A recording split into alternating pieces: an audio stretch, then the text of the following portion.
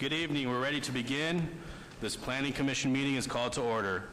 This meeting has been properly noticed and posted in compliance with the open meeting law. These proceedings are being video recorded as well as presented live on KCLV Cable Channel 2.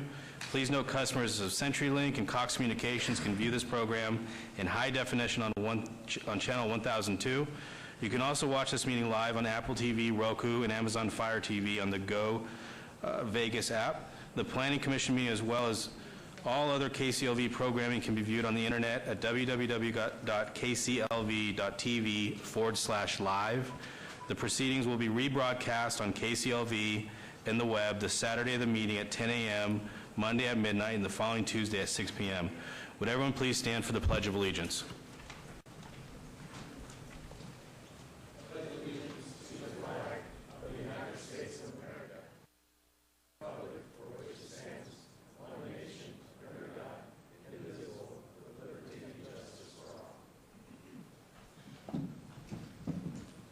Madam Clerk, could you please call the roll?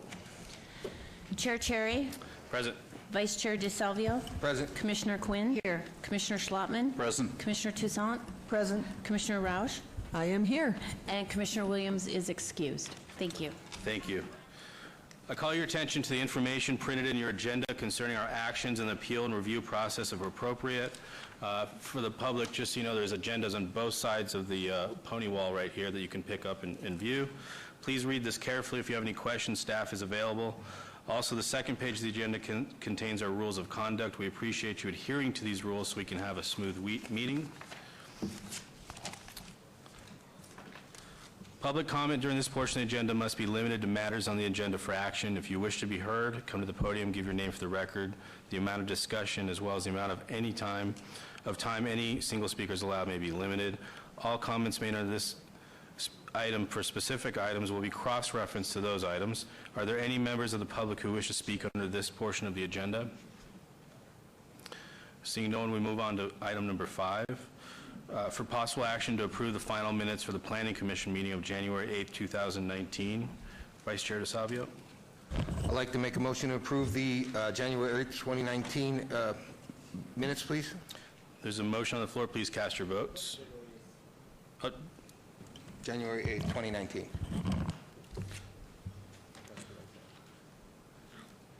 That motion carries. Moving on to our housekeeping items.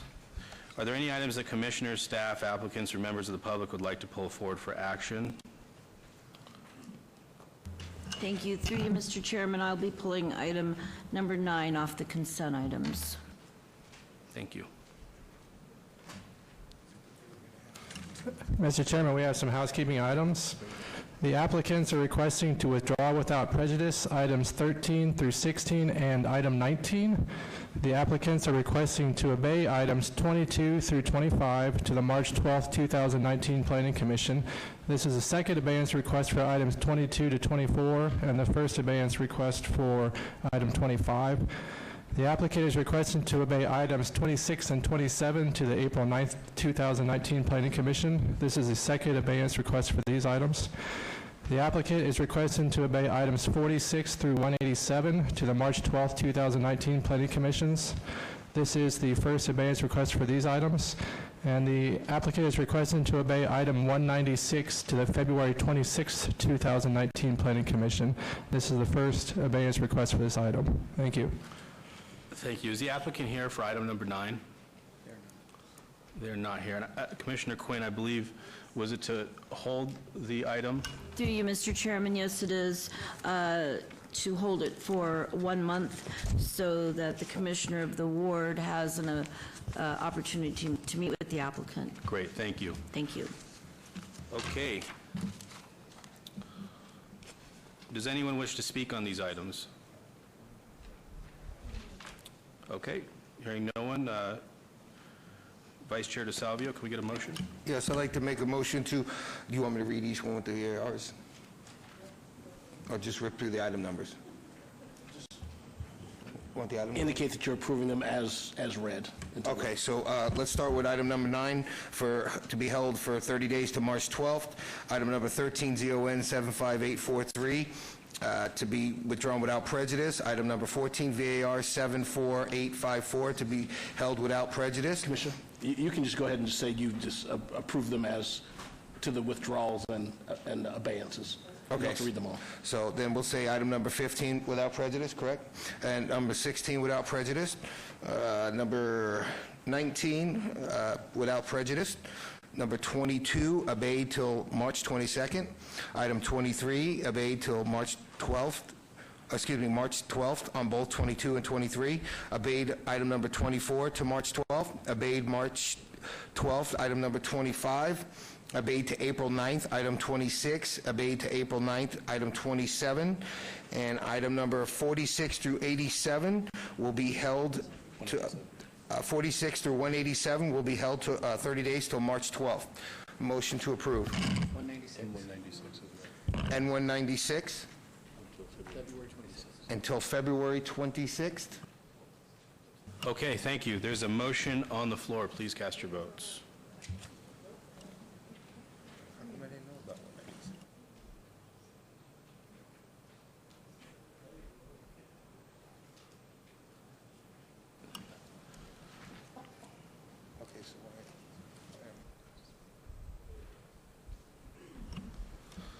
Okay, and that motion carries. Moving on to our consent items on the agenda, I will disclose I will be abstaining from items 10, 11, and 12. I have an interest with the company that's been involved in this project for many years. Consent items are considered routine by the Planning Commission, may be enacted by one motion. However, any items may be discussed if a commission member or applicant so desires. We'll note that item number 9 has been held in abeyance, and then Commissioner DeSalvio, if I can get a motion from you.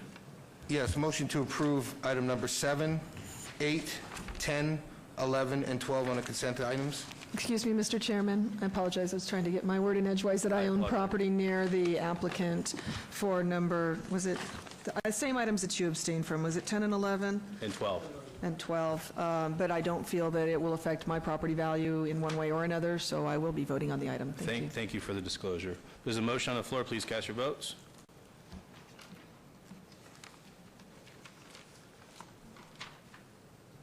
And that motion carries. Mr. Chairman, those items are final action this evening unless appealed to the city clerk's office within 10 days. Thank you. Moving on to the public hearing items of the agenda. Item number 17, abeyance GPA 75109, applicant North Point Development, owner Omni Family LP, for possible action request for a general plan amendment from DR to SC at the southeast corner of Buckskin Avenue and Rainbow Boulevard, Ward 5. Staff recommends denial. Related item number 18, abeyance ZON 75110, for possible action request for a rezoning from RE to C1. Staff recommends denial. Related item number 20, noting that 19 has been withdrawn without prejudice. Item number 20, abeyance SUP 75112 for possible action request for a special use permit for proposed mini storage facility use. Ward 5, staff recommends denial.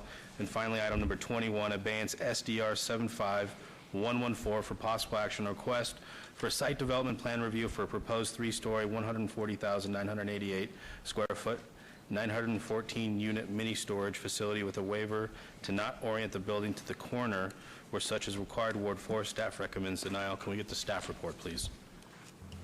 Mr. Chairman, the applicant is requesting a general plan amendment from desert rural density residential to service commercial and a rezoning from residence estates to limit commercial. The subject parcel is surrounded by single-family detached dwellings and is not adjacent to any commercial land use. The applicant is also requesting a special use permit and site development plan review for a proposed 139,200 square foot mini storage facility with a waiver to not orient the building to the corner where such is required. Because the proposed commercial use and mini storage facility would create create an island of commercial activity within a fully developed residential neighborhood. Staff recommends denial of all associated applications. Please note that there are additional letters of protest and support since publication. Thank you. Thank you. Can I get your name and address, please, for the record? Yes, good evening, Mr. Chairman, Planning Commissioners. My name is Tony Celeste, address 1980 Festival Plaza Drive, here on behalf of the applicant, North Point Development.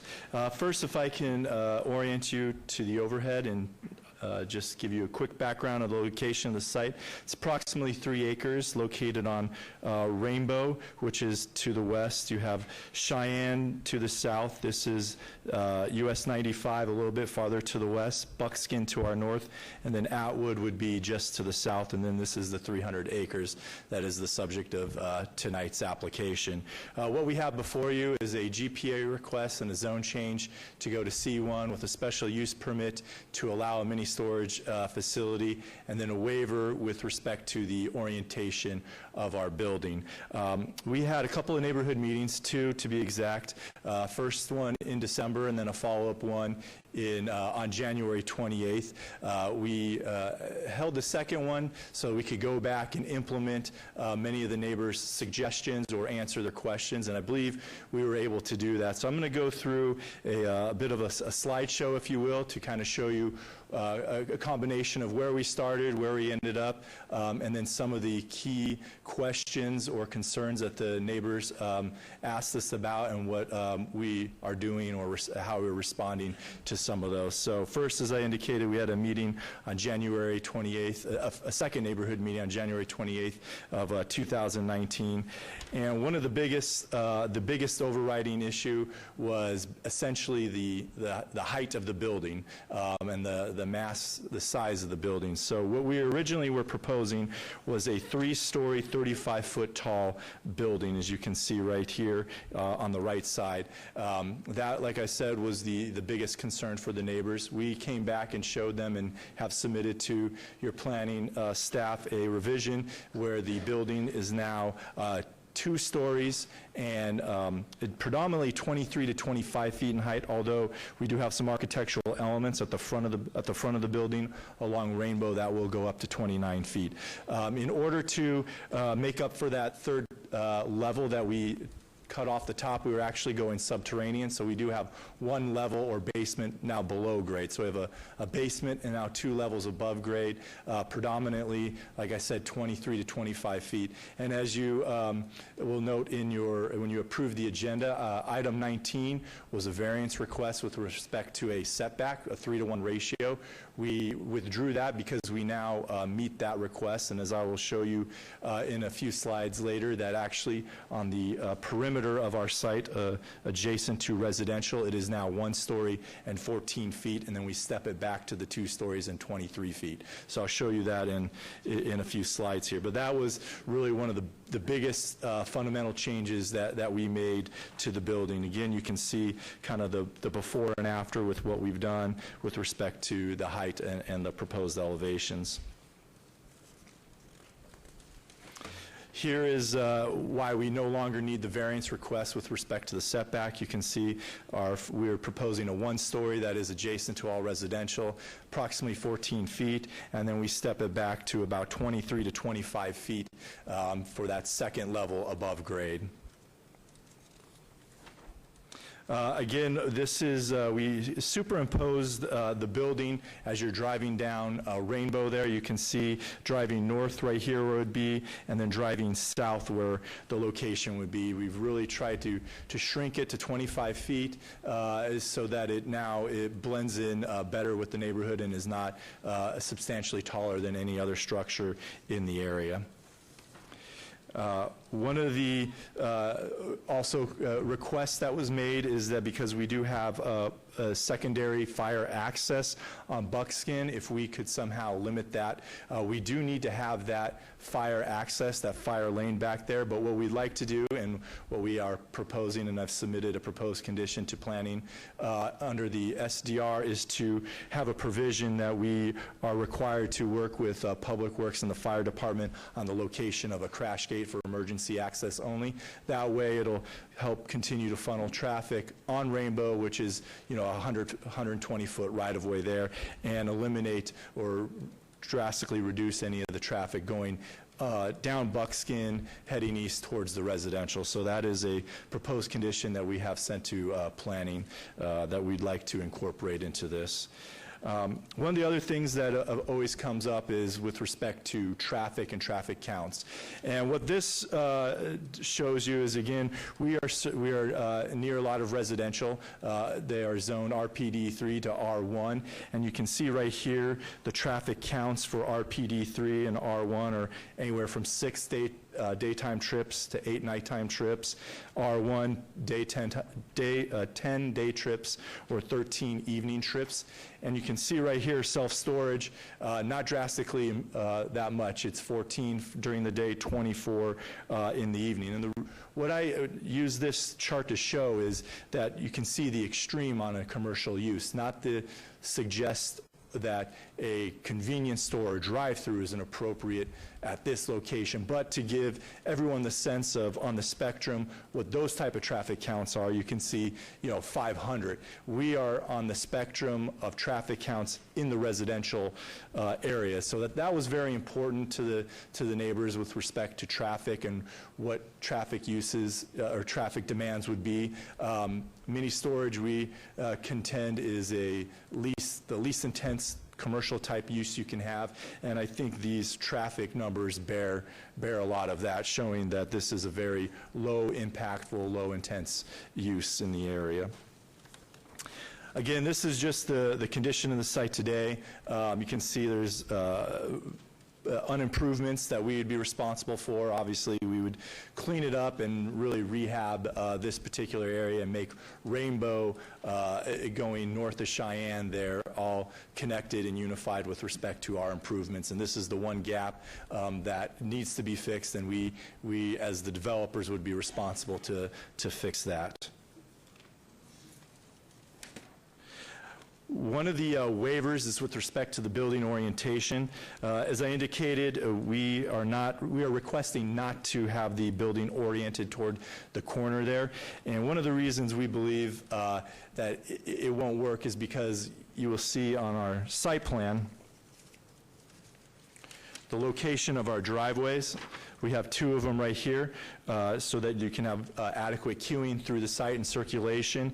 That if we start shifting the driveways, then what's going to happen is we are going to not be able to meet the distance separation between the intersection and the driveway. So we figured that the driveway location was more important than the building orientation, and that's why you see that waiver. But understanding why the city wants to do that, to make the focal point of the buildings on the streetscape, what we're proposing in the alternative is basically a pedestrian type plaza here as the main kind of focal point for that corner. So we wanted to, adhere to at least the city's intent with respect to beautification of an area. You want to see nice streetscape driving down Rainbow.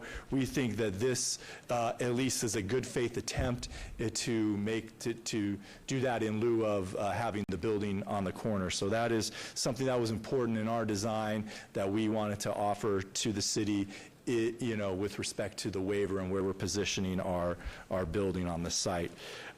Again, there was some questions that was with respect to some of the design, some of the questions that the neighbors had that we were able to, I think, answer at the second neighborhood meeting. The first one was with respect to home values. So we did a little research and found that within a newly constructed mini storage, within 3 years, homes surrounding it did not have a negative impact on their home values. In fact, if anything, it had a slight increase to their value. So we can come up here and say that there would be, no negative impact with respect to their home values by adding this type of use to the area. Again, we worked with the city with respect to our driveway alignments. That was something important to the neighborhood. One of the other things you'll notice a comment in the staff report with respect to other mini storages that are located within a mile or 2 of the site.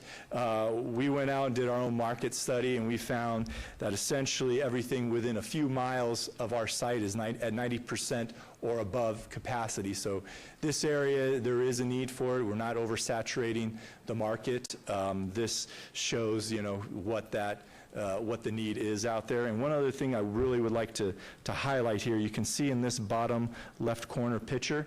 So we have basically a porte-cochere where you drive in. I haven't seen this in Las Vegas. They are based out of the upper Midwest, where right now temperatures are minus 25 degrees. So this is all internal units. There are no outside units, no no doors facing the right-of-way. Everything's accessed internally. So in order to be protected from the elements, and especially here in Las Vegas, more appropriate during the summertime when it's 115 degrees, you pull into this shaded area, protected area. This is where you can do your unloading and bring your items to your unit internally, up the elevator or down the elevator, since we do have a basement. So this, to me, is a very cool feature, something very unique that North Point offers, and just really wanted to highlight that because I think it's a really neat feature that they're providing. There was questions about demographics that we look at. Essentially, everyone uses this. It's a wide spectrum of people that use it, so we just wanted to show everyone that everyone needs a mini storage.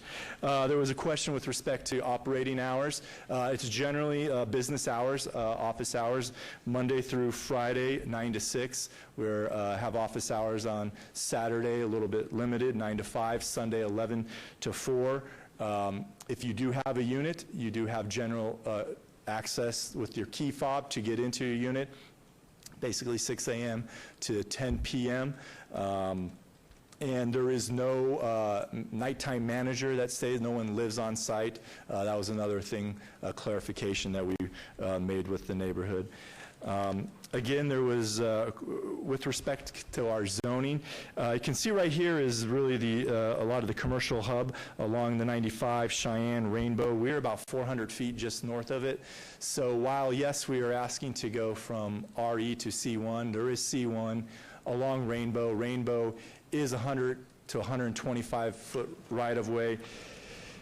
I do know, obviously, there are homes on the west side, cul-de-sac units that are there, but quite frankly, today you would not see a residential use to be developed on this parcel with the way Rainbow is now developed out, 30, 40, 50 years ago from when some of those homes were first built, when, Rainbow was essentially a two-lane road each way. It is now a major thoroughfare, a major arterial. And the size of the lot, being an infill parcel, just does not make it all that conducive anymore for residential. So while, yes, we're going to C1, we are going to the least intense use we believe that you could ask for in any type of C1 with a mini storage facility. Does not produce traffic, very quiet use, limited hours of operation. So that's why we think it's actually a good fit, a good transition for this area. And then finally, like I said, we had a couple of neighborhood meetings. So what this map shows, first of all, is highlighted in orange are individuals that attended the first neighborhood but not the second neighborhood meeting. The ones highlighted in yellow attended both neighborhood meetings. I think it would be fair to say that we did incorporate a lot of their suggestions, did answer a lot of their questions. They did not come out and say they were for the project. They didn't tell us they were against it either. But that's just with respect to the yellow. And then finally, this cul-de-sac right here, we do have a letter in support that I would like to submit to the clerk, basically saying that they are in support of this application. Again, I know there's one or two neighbors here, so I will defer my time to them, and if you have any questions, I'm more than happy to answer. Thank you very much. This was noticed as a public hearing. Anyone from the public like to be heard in this item? Please come forward. I'll need your name and address for the record if you're for or against, and why. I oppose it. My name is Bruce Hamburg, and I am for the Family Long Trust on 6680 Atwood, 6687 Atwood. One parcel on Atwood and one on Willow River. And we oppose that. That will put that fire lane right in our backyard. And as you can see, the graffiti on the wall, we have a lot of homeless problems there. That will give them a place to hide behind the building, do whatever they do, hop over the wall, burglarize my house, and we oppose it. We would like to see something go in that lot. We like to be a residential. We do not want it commercial, please. Thank you. And we pay a lot of taxes on that, and I had the house across the street, and we try to keep that rural neighborhood. That's why we have it. I had it for over 35 years there, that property, and I want to keep it that way. And when Curly had that property there, you know, I should have bought it from him. I don't want it going commercial. I want it to stay residential. They could build houses there, but that would just give them somewhere to hide in that fire lane to do whatever they do. I have cameras back there, and it would set them off all the time for motion detector. Camera don't do nothing, just tell you, yeah, somebody spray painted the wall or something. You can't see their faces, and that would just add to the crime, give them a place to hide. Thank you So for I your comments, oppose it. Bruce. Thank you. Anyone else like to be heard? We do have 3 microphones. If anyone else would like to come up, we'll need your name and address for the record, please. Hi, my name is Christina Robertson, Robertson, Christina, Christina. I live at 6741 Rocking Horse Avenue. Our property is 1 street away. Our backyard is connected to the backyard of someone facing the storage unit. We did attend the first meeting that the developer brought out, but I didn't know about a second meeting. In fact, I didn't get a postcard or anything about this meeting. I just remembered from when it was posted that they would postpone it till now. So I don't know why I didn't receive something to say that this was going on. My husband and I oppose this because we don't want more traffic. We don't want our property value to go down. It's right up the street from a school, and we already have quite a bit of traffic right there. Any time in and out of our street is already difficult because our street literally ends and opens up right at Rainbow. So we have a problem with already the traffic on Rainbow, and we know this will add to it. The children, there's a crossing guard on every corner because of how much activity that's right there. And so I'm concerned for the children. I also have a concern about crime or homelessness or drug use or anything like that that would happen because of a storage facility. I appreciate that North Point took into account some of our suggestions. I see that they did make an effort, but I would like it to stay desert rural residential. I hope that you'll consider, I don't know how we could appeal to someone to put a homes there, or I think there was a point that they were going to have a convalescent type of a home there, and I think that would even be easier than this, but we certainly just don't want it to go commercial. We were hoping it would stay residential, desert rural. That's why we bought the property. We've been there now 19 years, and we're just hoping that you'll consider to keep it that way. Thank you. Thank you for coming out. Anyone else like to be heard in this item? Seeing no one, I will close the public hearing, and I will have the applicant come back up, and I'll give them a minute if they'd like to rebuttal.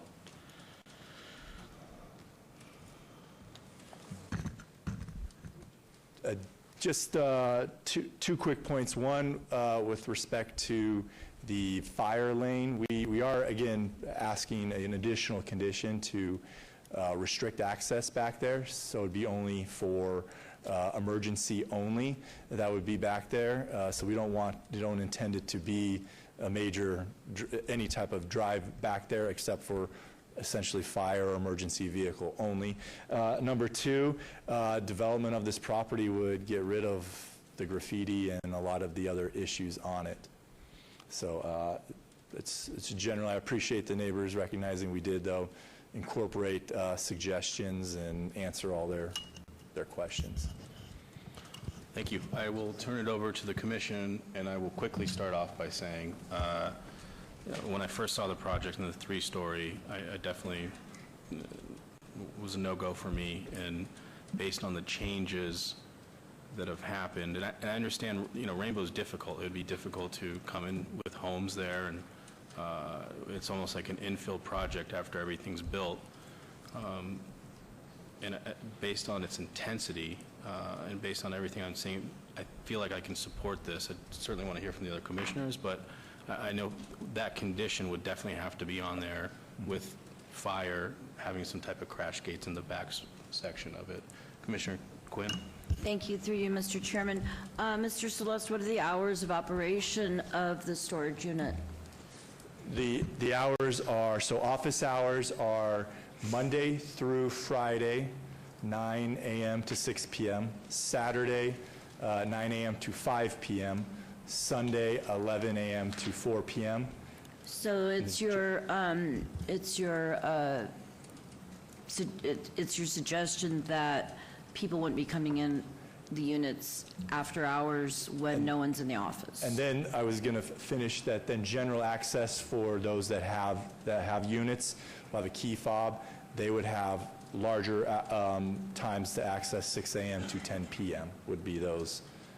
So business hours, if you're looking to go look at a unit or need to do business or whatever, meet with What the I'm manager. concerned about is when no one's in the office and people are coming in and out of there after the office is closed. So, yeah, so again, it's access is only between 6 a.m. to 10 p.m. We do have security there to monitor things, of course, emergency call boxes, things like that. And then between 10 p.m. to the following morning of 6 a.m., there is no access. The key fobs don't work at that time. Okay, and then is just a thought, if I was living behind this in the storage units, I would like a security on the property maybe 24 hours. As I know friends that own one on Vegas and Rancho, and if they're not in the office, no one can utilize the storage units unless if they let them in and out. So they're like, these hours, but then that's it, game over. So I Right. just wanted to throw that at you Okay. because I think it's important to protect the neighborhood, and I think it's important that this corner doesn't sit empty, and I don't see residential going there. But also one other thing, the lighting could we talk about that a bit? Because I've learned, could we talk about the lighting, please? Absolutely. So I'm glad you brought that up, and I failed to mention that. So one, there is a city code requirements that we're going to have to meet with respect to lighting. Essentially, what that code requirement is a nutshell, that it has to be downcast, shielded lighting, prevent overflow or light pollution onto adjoining properties. Number two, with respect to our design, which I think is actually beneficial to us, as you can see right here, if I may just direct your attention back to the overhead. You can see right here, this is Rainbow located here. This is the front of the building, so parking lot, pedestrian, everything like that is oriented towards Rainbow, which is already 100 to 120 foot right-of-way with street lights on it. So any parking lots, floodlights, security type lights are all going to be on the Rainbow frontage side. So the building in of itself actually helps protect and shield additional lighting from going farther east into the neighborhood. Thank you, sir. Commissioner Rausch? Thank you, Chairman Cherry. My concern is that I feel that this is like a quasi-industrial use. This is a monolithic, large building that is basically an industrial building in what amounts to a low-intensity rural residential neighborhood. I'm looking at the cul-de-sac behind the property. There's 4 lots in this cul-de-sac. I don't know what size they are. I can't tell quite from this map, but these are large lots. These look like 18,000 square foot lots or something like that. We're taking a neighborhood that is largely rural residential and plopping a 2-story industrial building down in the middle of it. It's, from my point of view, completely illogical and incompatible and not harmonious with the neighborhood at all. I realize there's service commercial to the south, but that's at a much larger cross-street location. Rainbow is a special street, and I get that there are needs for commercial development up and down the street. especially, I think later on in the agenda, there's an application for something like this when it comes up off of an intersection, but this is too far north from the intersection to my thinking. This is too deep into the neighborhood for what should be happening in this level of density.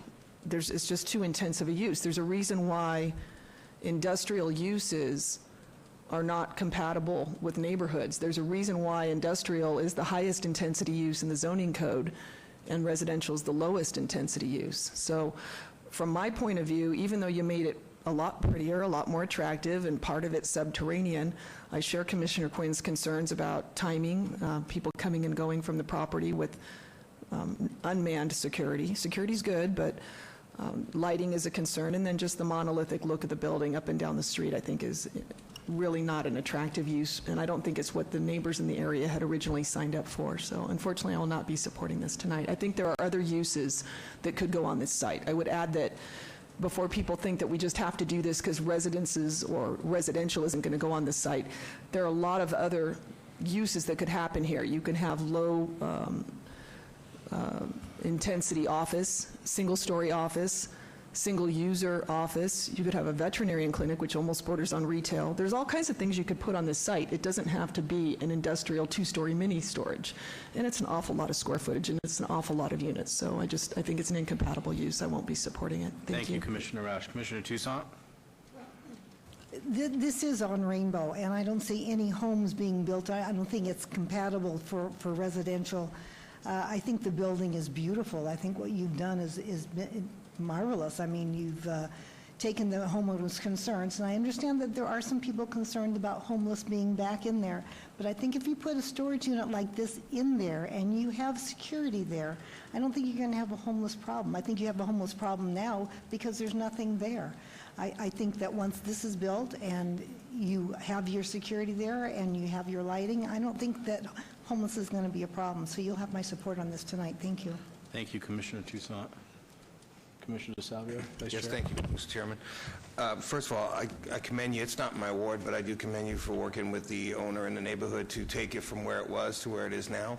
To me, I think it is harmonious and compatible because it is very, I don't know if anybody lives around a storage unit. I happen to, and it's very far and few between before you see anybody coming in and going in that. I mean, to me, it would be the most less intrusive use on a C1 than say, having a guy with a drive-through and Chick-fil-A or something on the corner. I don't know, but I think it would be the most less intrusive use. I think it's a beautiful building. I love the idea of putting a little park area off the corner right there to kind of make it feel like a neighborhood fitting. I think the work that's went into it is great. I think it would fix the homeless issue. I love the idea of all the 24-inch box trees that separates the fire lane from the backing up to the closest residence. I stand in support just because of what went through. You took the information from the neighbors, came back with a new design, you stepped it, you went subterranean. I like the idea that it's got a porte-cochere where people pull in so it's not intrusive to the public driving by or going around that neighborhood seeing people unload all their stuff. I like that conceptual idea, to be honest with you. I stand in support of it. Thank you. Okay. Anyone like to make a motion on the item? I'd like to make a motion to approve item number 17, GPA 75109. It's a motion on the floor. Please cast your votes. That motion carries. I'd like to make a motion to approve item number 18, ZON 75110. It's a motion on the floor. Please cast your votes.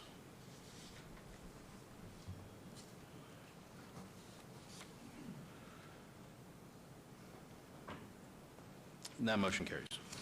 I'd like to make a motion to approve item number 20, SUP 75112. It's a motion on the floor. Please cast your votes.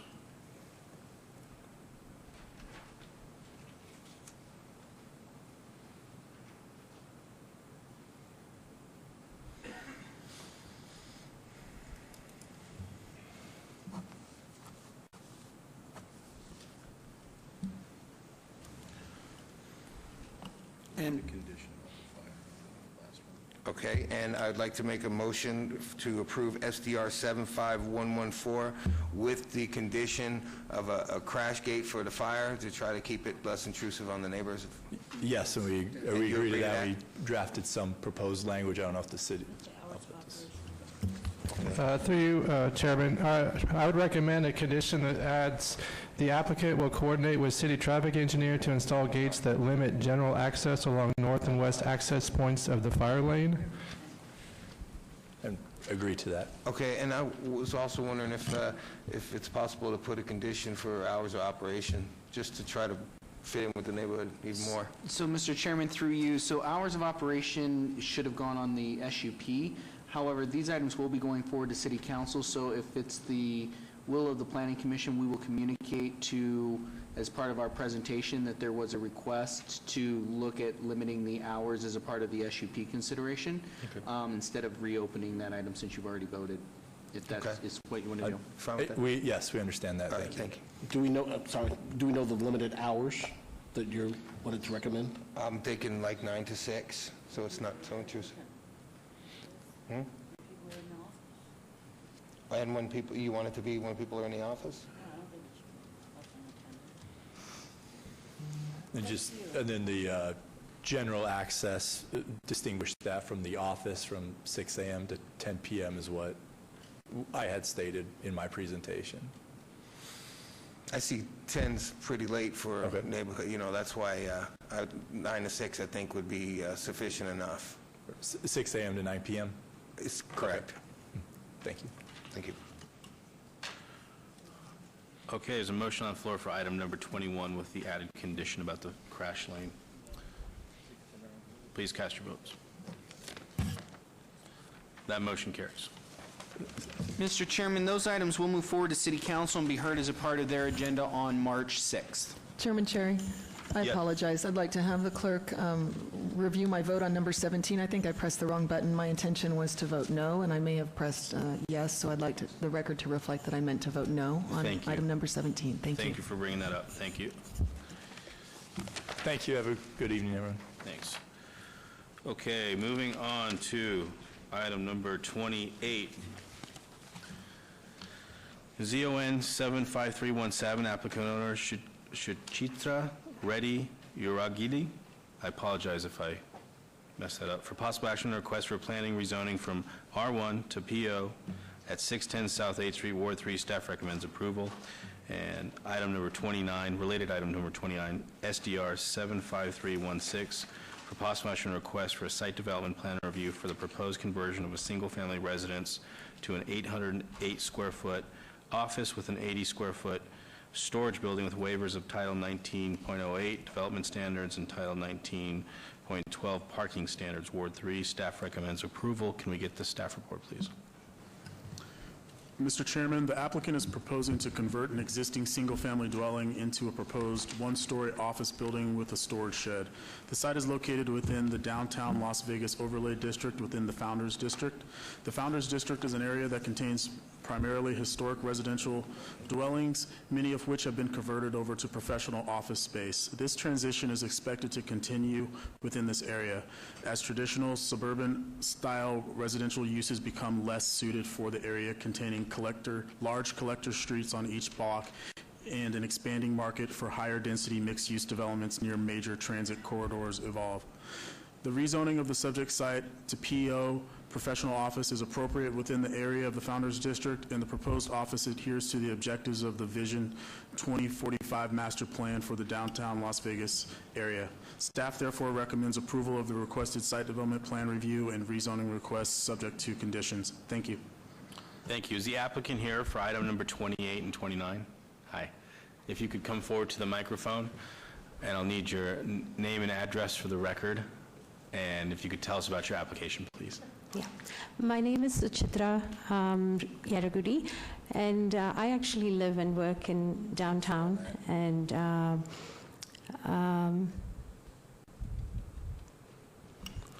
Could you spell your last name for me, Suchitra? Yaragudi, it's Yerragudi. Okay, thank you. Anything else you want to tell us about the application? like I said, I work and live in downtown, and when I was trying to renovate the house, I had more interest from people requesting for office use, which I wasn't thinking when I purchased the property. I think it gives a good opportunity for people who are looking for spaces to work in downtown because it's very central. And the people who actually put in, or whom I met while I was just at the property, sent me a long email talking about what they want to do there, and it kind of inspired me to go that route, and also to think about if I ever in future want to do a consulting, because I'm a software engineer, and I would love to think about the more opportunities that space can give for me in future. Okay, thank you. This was noticed, if you could just stay here for 1 second, this was noticed as a public hearing. Anyone from the public like to be heard in this item? Seeing no one, I will close the public hearing, turn it over to the commission. Commissioner Schlottman? Yes, Mr. Chairman, this is exactly what we're looking for in the area. It's professional office. Almost everything has been converted into professional office, and I think staff has it absolutely right. So I will go ahead and like to make a motion on these two items. Please do. Yes, on item 28, ZON 75317, I move to approve, following staff's recommendation for approval, subject to conditions. There's a motion on the floor. Please cast your votes. That motion carries. And, Mr. Chairman, on item 29, SDR 75316, I would move to approve, subject to staff's conditions. There's a motion on the floor. Please cast your vote.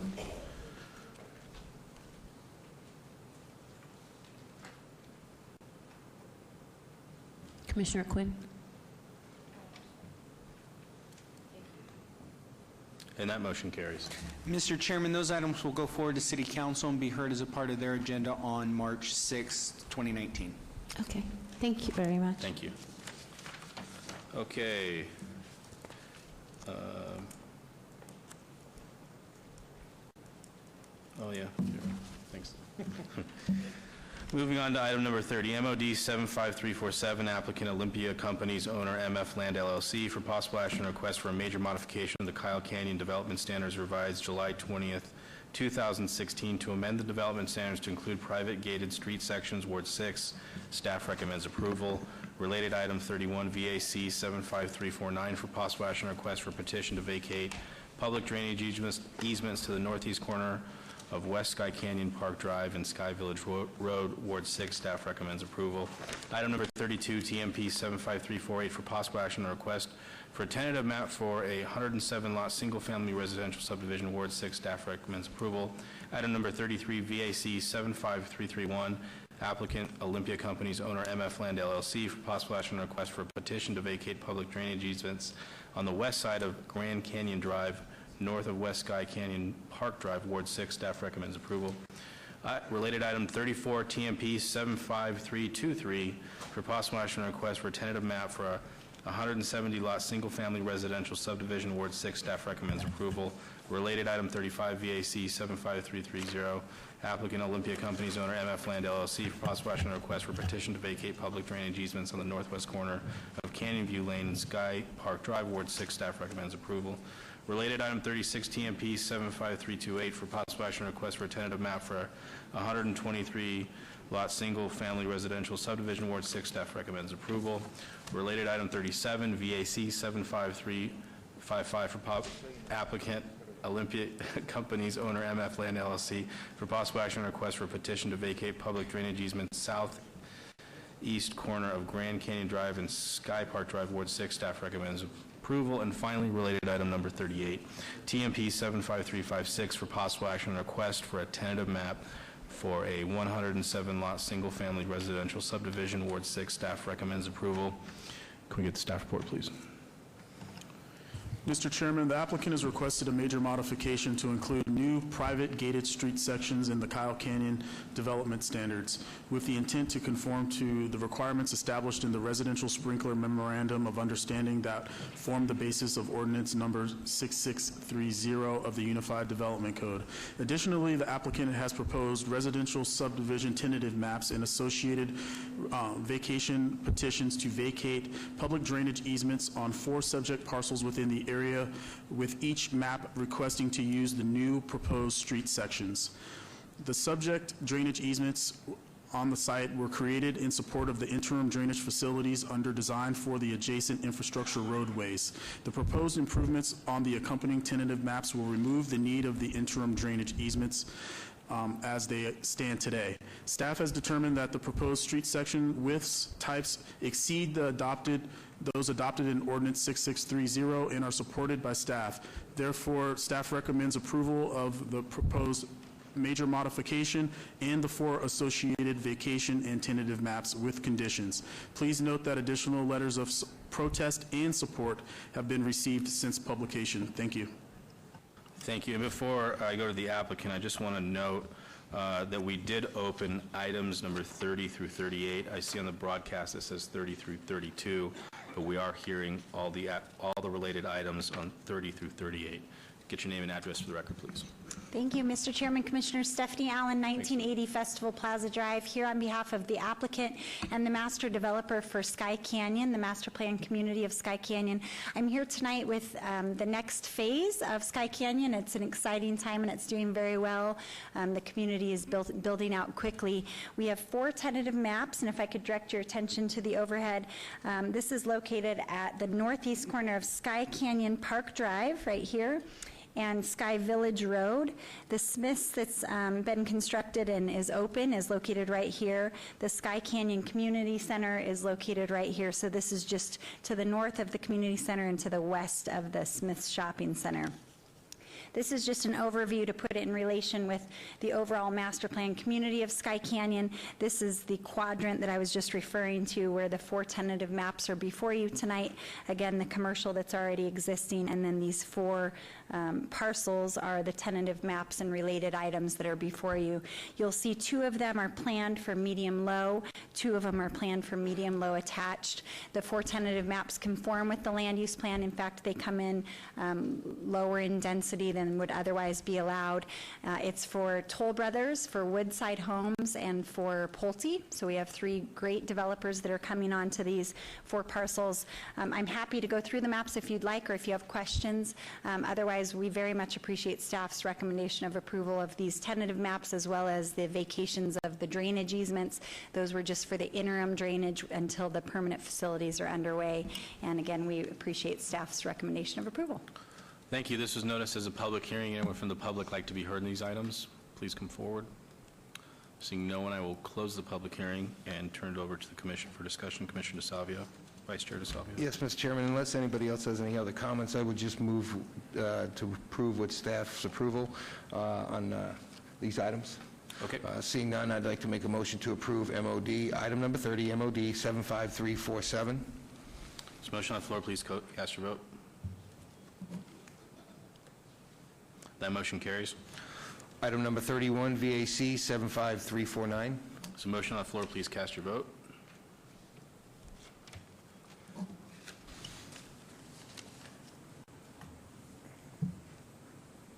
That motion carries. Item number 32, TMP 74348. Motion to approve. So motion on the floor, please cast your vote. That motion carries. Item number 33, VAC 75331. Motion to approve. So motion on the floor, please cast your votes.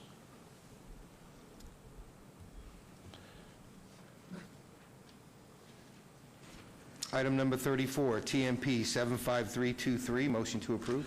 So motion on the floor, please cast your vote. That motion carries. Item number 35, VAC 75330. Motion to approve. There's a motion on the floor, please cast your votes.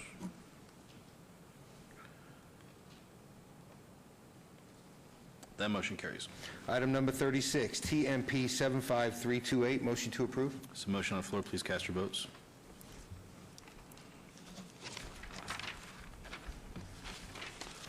That motion carries. Item number 37, VAC 75355, motion to approve. There's a motion on the floor. Please cast your votes. That motion carries. And item number 38, TMP 75356, motion to approve. There's a motion on the floor. Please cast your votes.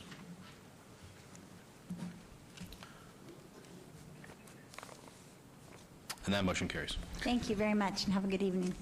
Mr. Chairman, those items will all move forward to City Council and be heard as a part of their agenda on March 6, 2019. Thank you. Moving on to item number 39, VAR 75119, applicant Clark County School District, owner School Board of Trustees, for possible action request for variance to allow 120 parking spaces, while 129 are required at 2831 Palomino Lane, Ward 1. Staff recommends denial. Related item 40, VAR 75120, for possible action request for variance to allow deviations from Title 19.10.020 CV development standards. Staff recommends denial. Related item 41, SDR 75121, for possible action request for a site development plan review for a proposed two-story, 94,056 square foot public school, primary development, Ward 1. Staff recommends denial. Can we get the staff report, please? Mr. Chairman, this is a request for a site development plan review for proposed new school development on an existing school site. The submitted justification letter indicates the existing school will be demolished after the 2018-19 school year and will reopen for the 2020-21 school year. The applicant has requested variances to address deviations to required on-site parking and civic development standards pertaining to allowable height, to allow a 39-foot tall building where 35 feet is the maximum allowed, to allow no trees within a portion of the north property line where such are required to be planted at a maximum of 20 feet off center, to allow a 10-foot landscape buffer along a portion of the north property line where 15 feet is the minimum required, and to allow the buildings within the development to not be oriented towards the front of the site. Staff has determined that the proposed development deviates from multiple civic development standards. As such, the proposed hardship has been deemed self-inflicted, and the required variances reinforce the unsuitability of this site with the surrounding residential developments in the area. Therefore, staff recommends denial of the project and all associated land use entitlement applications. Please note that additional letters of protest and support have been received since publication. Thank you. Thank you. Can I get your name and address, please, for the record? Mark McGinty, SH Architecture, 7250 Peak Drive, Las Vegas. Representing Clark County School District, and to my left is Linda Perry. She's not feeling well, so I'm going to carry the meeting, hopefully. Okay, I'll take it this is a great project. It's a historic site, and we're going to hopefully carry on and build a new facility that makes it historic and build some more memories. Staff's report mentioned that there was no neighborhood meetings. In fact, we had 2 neighborhood meetings with Councilwoman Lois Tarkanian in attendance at both. One was on December 5th of 18, and the follow-up meeting with the neighbors was January 15th of 19. So in that, we had a very lively discussions, and a lot of these conversations were taking place on these variances. You know, I'm going to take them one at a time for VAR 75119, if you don't mind. That's the variance for the parking. We got in 120 permit parking stalls, but what's not allowed for in here is on the Kiss and Go lane, we have parallel parking continuously around the perimeter of the school. Yes, Kiss and Go, I'm sorry. You said Kiss and Go. I did say Kiss and Go, Okay. Chairman. Thank you. Kiss and Go, and if you take a look at your monitors. I've done it many times with my child. Yes. Thank You would come in this side here, and on your passenger side, you'd be able to drive along the inside lane closest to the school. If you notice, we have our own private drive constructed on site. You'd kiss and drop your child off and go. You pull out and come around. So we feel that gives us ample parking and drop off, and would support the -9 stalls that we're asking for. Okay, moving on to the second variance, which was the variance on height. We have a small, and I'm going to go ahead and draw on this if you guys could, we've requested a couple areas to go to 39 feet 4 inches, and that is where 35 feet is allowed. That is this stair tower right here, and then on this area, there's 2,500 square feet that straddles this area that is the library. We have taller walls on that to screen some of the AC units at that area because it was just tall. And if you notice, and the school design such it is today, you know, putting the school in the center and keeping it away from the roads or even our own private streets, we've got plenty of distance between the neighbors, and we believe is a very minor impact for 4.4 feet. So we'd ask you to consider that. The trees, part of the same variance was the trees in the front.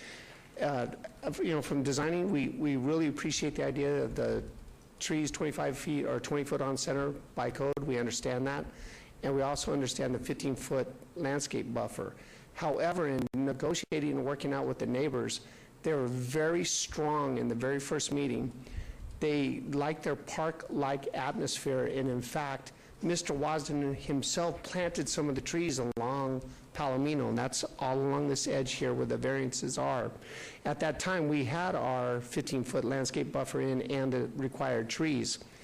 They argued eloquently to keep the existing park-like atmosphere, and in fact, we completely redesigned the lot to maintain the existing trees. And we've got, it's going to be quite expensive to maintain the trees as they are, but it is, I agree with the neighbors, it's absolutely beautiful. We flipped it over, but in so doing, they were also concerned about the bus drop. So the bus drop, we put a 10-foot planter out in front and got as many trees in there as we could, even though we were going to have to take down some of the trees that they love. And so we hit a happy medium with them, and we got additional grass. So in that front there, although it does look damning that we didn't have enough trees in, we balanced it out with the neighborhood and got through it with them. And I'd ask you to consider that. And then let's talk about the last one in the variance on VAR 75-120. That is the position of the school. And if you look at modern design on schools today, you know, the precious commodities are children inside these schools, and we're trying to set these schools up far enough away, and there's studies done on this at a federal level on how far you want your school away from a public way. And if you look at how schools need to flow, you want your bus drop to drop off directly to the kids' playground. So in the morning, they don't go through parking lots or cross parents driving in. And if you notice on this site design, that's completely segregated, bus drop. Then you move directly south into the playground, so the kids are then absolutely secured. And then you place your building in the center of the lot. You know, studies show that, and it's sad to say, we need to keep so much of a buffer. If you'll notice on the southern edge of the school, due to federal guidance, we have barricades on there for vehicular protection from the facility. And this is a new thing that you'll be seeing more and more of. And it also helps facilitate that long kiss-and-go lane all the way around. So what we're trying to do on this complete design is a couple of things and why we need the variance here, and I think it's really a hill to die for myself, is Palomino for 70 years has been the drop-off for the school out front. We now created 1,200 lineal feet of our own kiss-and-go lane off the street. So that helps out, and we also helped out on the security-wise on the location. And with that, I would take it, one of the conditions, if approved, item number 11 under SDR 75-121, number 11, we would ask that that be stricken. That is actually a condition that was from one of our other previous schools. And if you take a look at that, that's a Twin Lake ES school that you guys saw 6 months ago. So if we can get that stricken, I just wouldn't want that to be muddying up the waters for us and staff later on. And with that, I'll answer any questions. Okay, thank you. This was noticed as a public hearing. Anyone from the public like to be heard in this item, this application? Seeing no one, I will close the public hearing. And maybe just ask Public Works, Lucian, about this condition that was just brought up. So, yeah, through you, Mr. Chairman, yeah, these are things we tried to get corrected before the meeting, but for whatever reason, wasn't able to get through. So we'd like to delete condition 11, and also in condition 9, we'd like to replace the words Diamond Head Drive and Page Street with Palomino Street. Oh, Diamond Head. Oh, got it. Understood. Yeah, Thank you for the clarification, Lucian. Commissioner Quinn? Thank you, Chair Cherry. What an exciting time in my neighborhood in Ward 1. I drive by this school probably 100 times a year. It's where I live. So I have just a few questions. I'm curious as to where the children that are there presently will be relocated to. The school district has created a temporary location. If you notice, there's 3 schools right now that are going to leapfrog to a temporary, one of the older schools, and it's been emptied out right now, and I believe it is, I can't remember the name of this facility right now, but it's in your jurisdiction. And what they're doing right now, Twin Lakes is actually occupying it, and when they move out, then Wazen's going to move into it. And there'll still be a bus stop in this area, so the parents that walk their kids to school, they can bring them here and get picked up by a bus and taken to the other location for the year. Well, I'm sure you're aware of this, but I would say 88% of those families do walk their children to school. Okay, so you know that.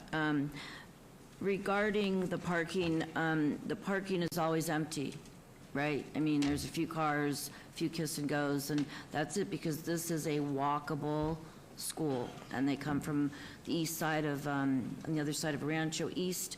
They come as far as Mesquite and Rancho. These families walk their children to school. With that being said, I wanted to ask you about, I'm skipping around because it's like so many thoughts in my mind about this because I know it so well. The sidewalk from Palomino going west to the school is shot. Is it your intention to replace and make better the sidewalk? So it's... I believe what you're referring to is actually, it's not really a sidewalk the way that we all look at sidewalks. That's Right. actually a paved temporary walk path that was installed at some point. Well, keep in mind, it was a trail. Well, it Horse was a trail, absolutely. yeah. But what that is, what we call that today is a safe routes to school. And that's all being looked at right now when we submit the package to the building department pending approval from you guys. Submit it to the Building to Public Works, and we'll go through all of the safe routes. And we will then, just like at the other schools that you've approved, we've had to go back and fix all of those walking paths that were built, I'd have to say maybe 20 years ago now. It may plus 20 years for that walking Yeah. path. Just judging by the look of it. It's just a shot. Yeah. I mean, you know. Okay, and then the landscaping, I was going to say, is facing the north side that we're talking about, which faces Palomino, and to keep the trees that Mr. Wasden planted years ago, which I did not even know, is a compliment to you, sir, and to your staff, because they're so old and so cool and just, you know, they're just awesome, so I wish I could take credit for it, but the school district allowed us to do it, and it was the neighbors who brought it up, because these there's a lot of neighbors- stuff there, historic stuff that we're going to salvage. We love that old neighborhood. Yeah. And keeping in with the heart of the mayor pro temp and councilwoman, we always have to remember that she was first in education, and she will always be in education, so I know that this project is very near and dear to her heart. I don't have any other questions, except I'm so excited about it, and if my other commissioners want to talk about it, then if not, I'll be happy to make the motion. Please do. Please do. Thank you. Regarding item number 39, variance 75119, it's my pleasure to make the recommendation for approval. So motion on the floor, please cast your votes.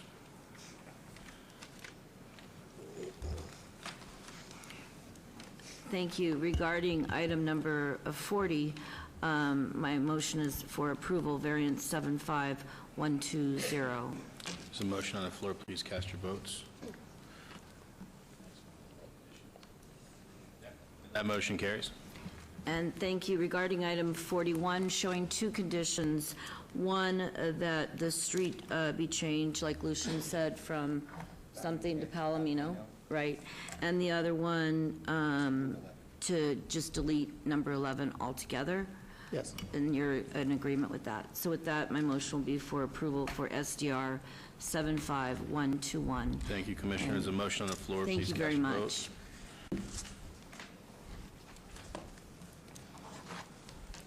And that motion carries. Mr. Chairman, those items will move forward to City Council and be heard as part of their agenda on March 6, 2018. Thank you for that, and thanks staff for working with us on this. Thanks. Hope you feel better. Thank you.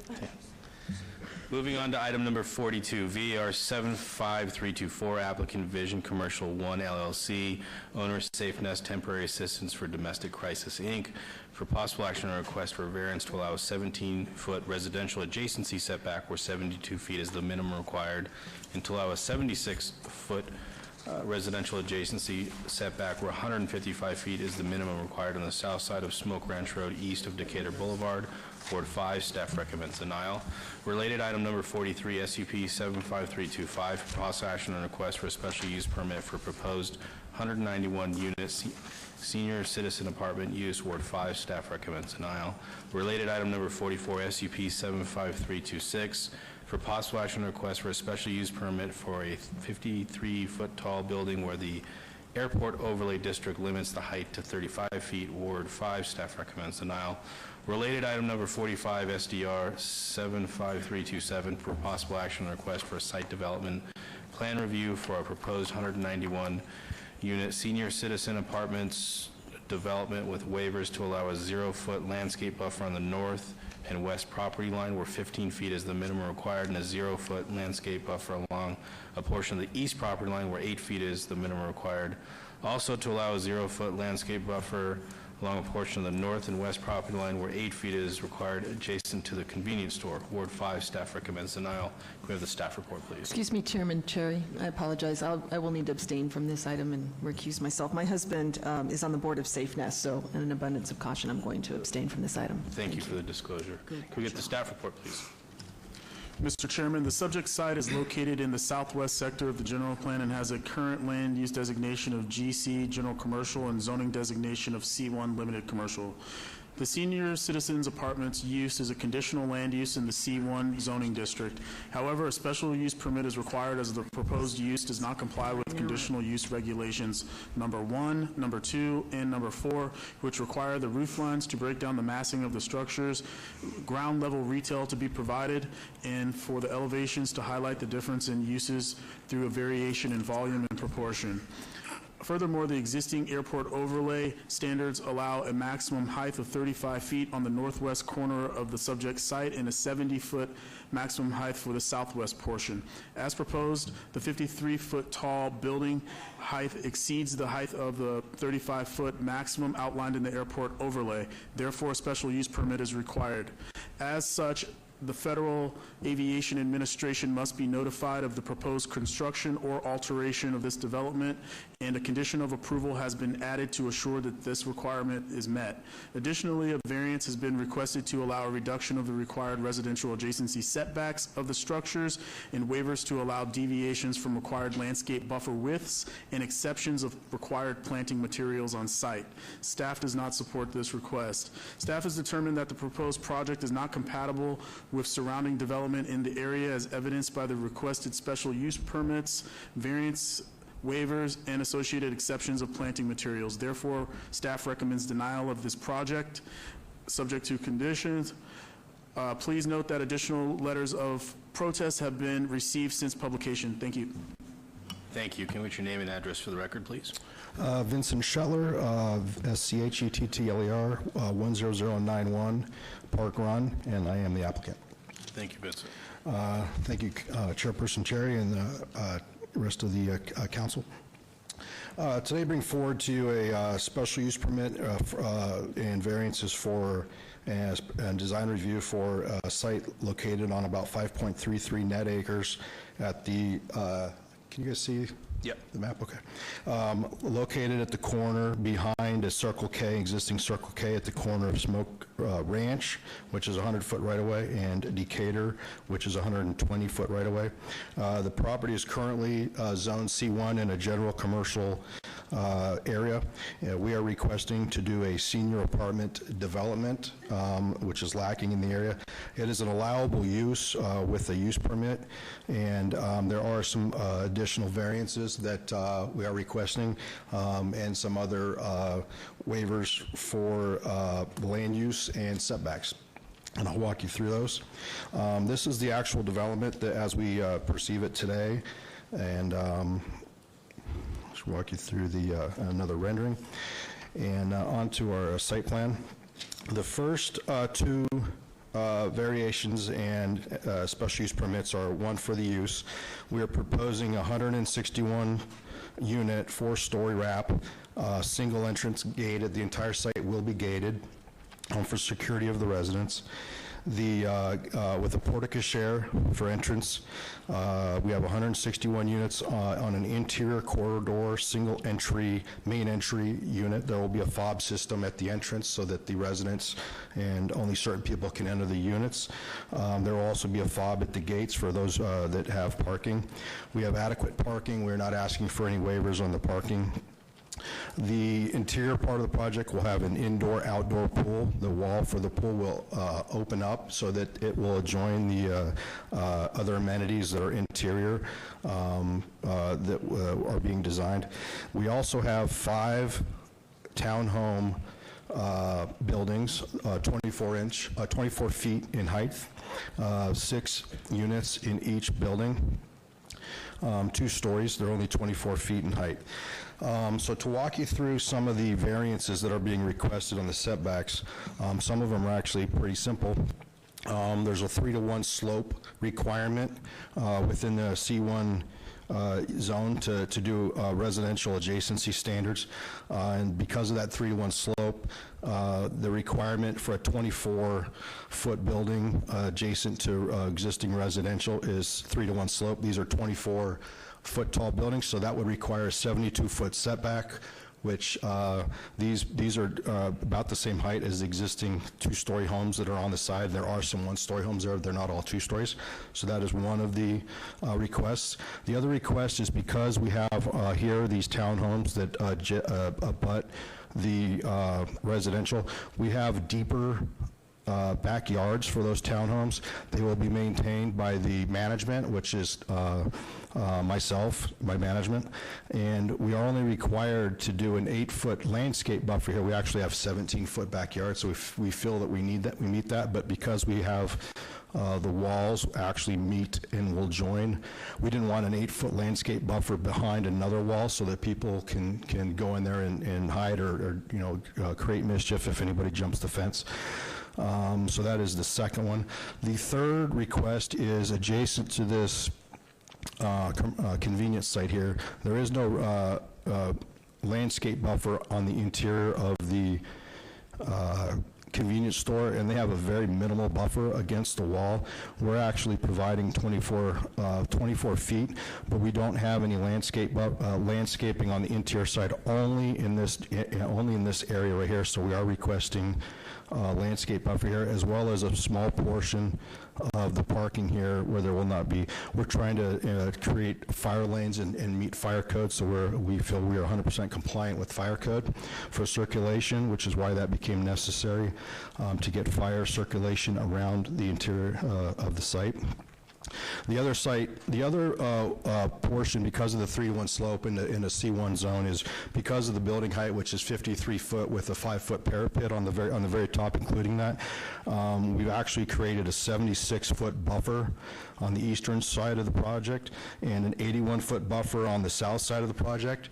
So if you have the existing neighbors here, we have a 23-foot buffer for landscaping that includes a walking path, a dog run, a community garden, bocce ball courts, things of that nature, before you get to the 24-foot drive lane, and then you get to a 17-foot parking stall, and then you have another a little over 12-foot before you even get to the building. So we feel that we've adequately buffered the existing residences.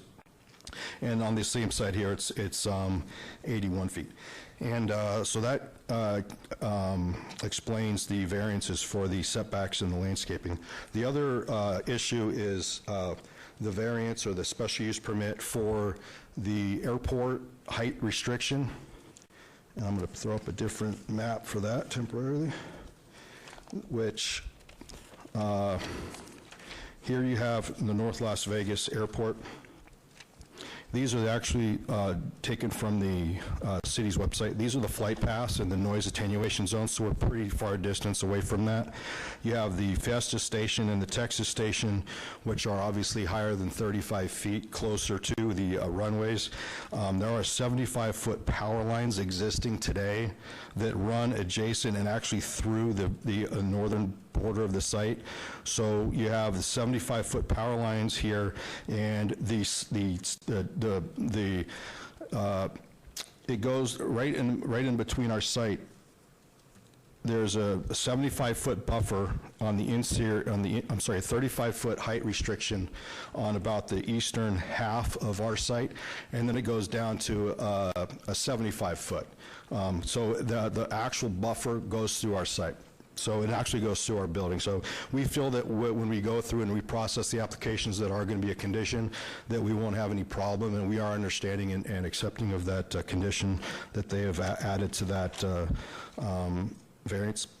And so, we're pretty excited about this project. The area really needs senior housing, and I really open it up to any questions that you might have. I think I've covered most of the, if not all of the issues that we're dealing with, and I'll answer any questions that you might have.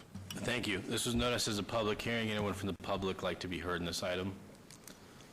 Seeing no one, I will close the public hearing and turn it over to the commission for discussion.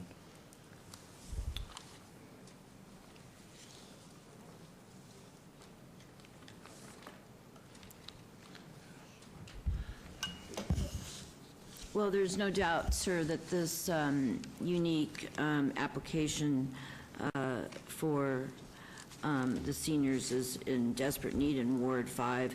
I don't have a single problem with it. I will be looking forward to supporting it in its entirety if there's no other comments.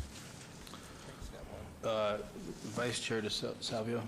Yeah, the question I have is, even if it gets approved tonight, you still have to go through the FAA for final approval, and that's even if it gets passed at City Council, or without that That is height? correct.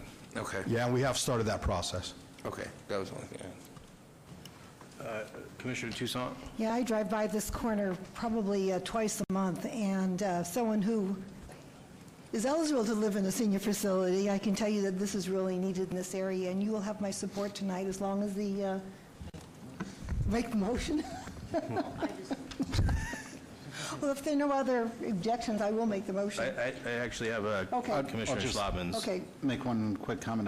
The FAA will look at this in the future, but I've flown around this airport about 1,000 times, practicing patterns, and this is a lot lower than a lot of the other obstacles in the area, so I have no problem with this.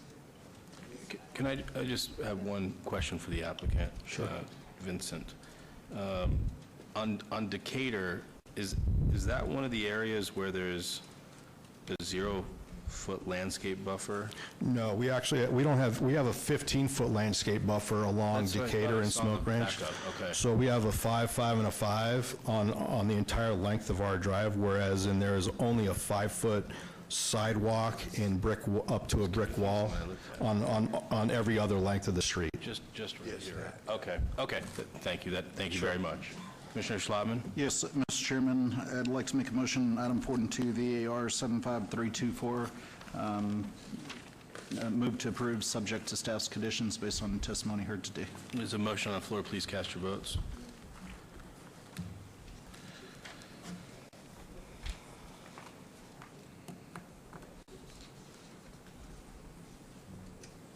That motion carries. Mr. Chairman, item 43, SUP 75325, move to approve subject to staff's conditions based on testimony heard today. There's a motion on the floor. Please cast your votes.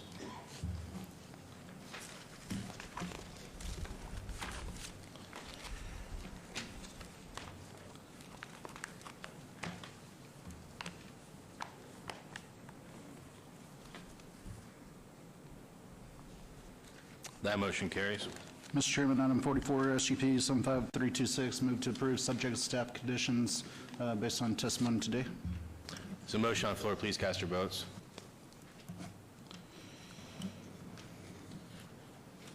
That motion carries.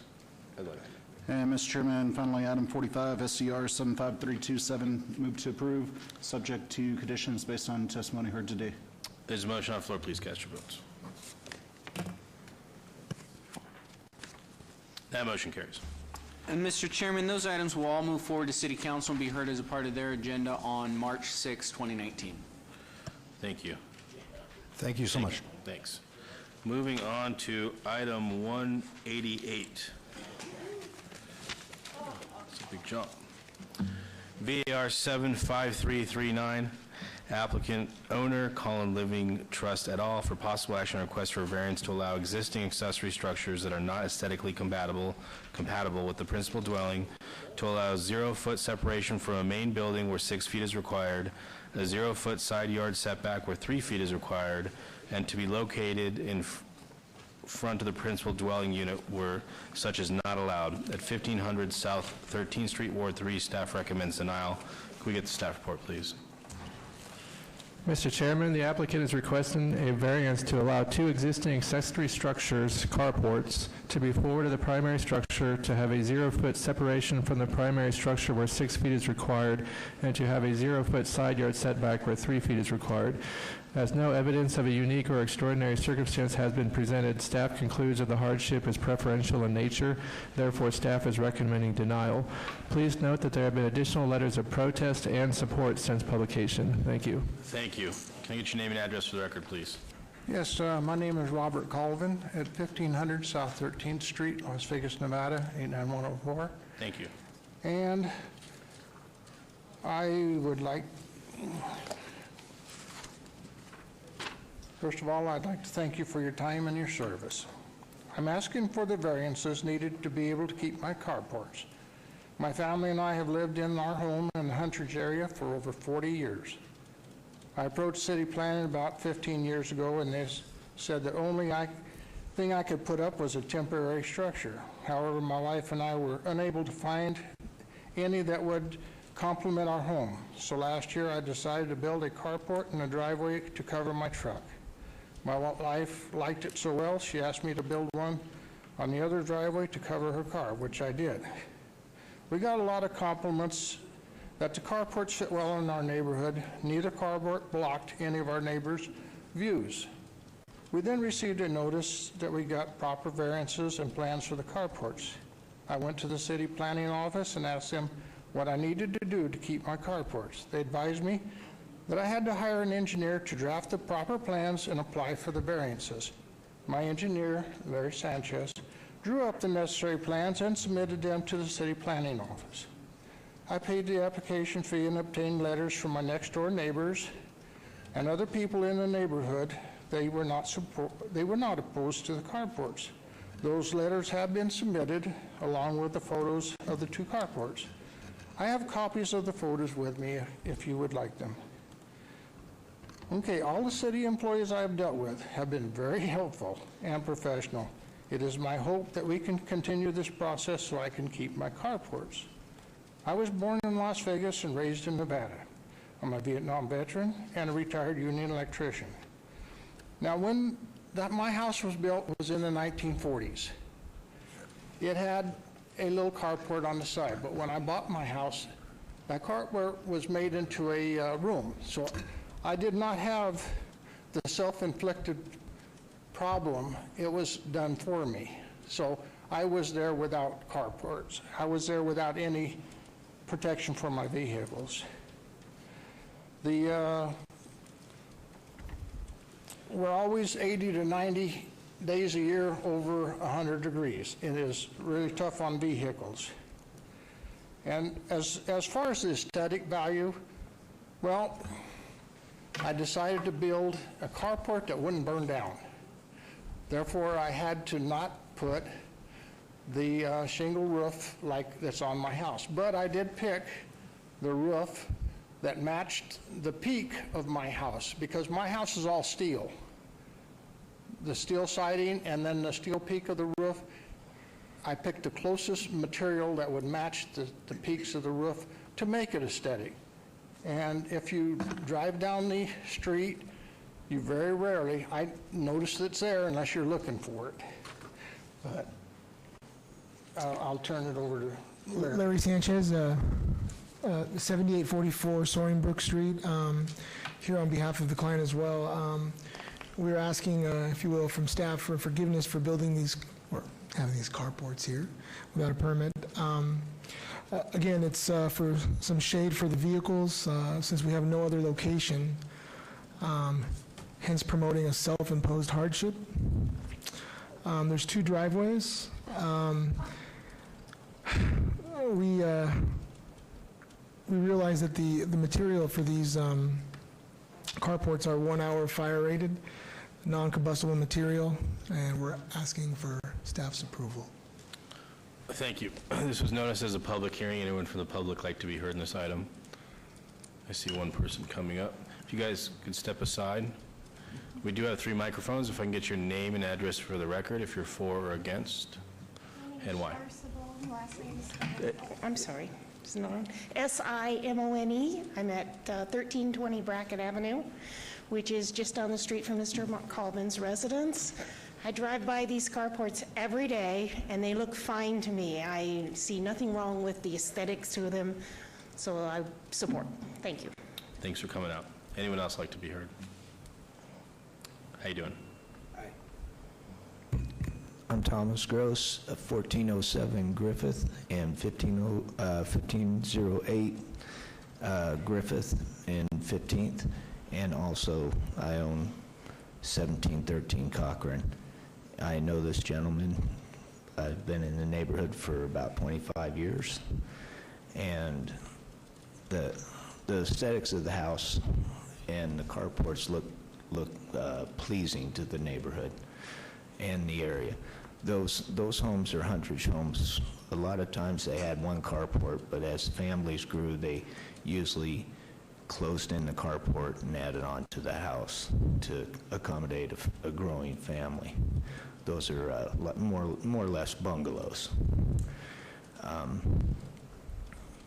I do approve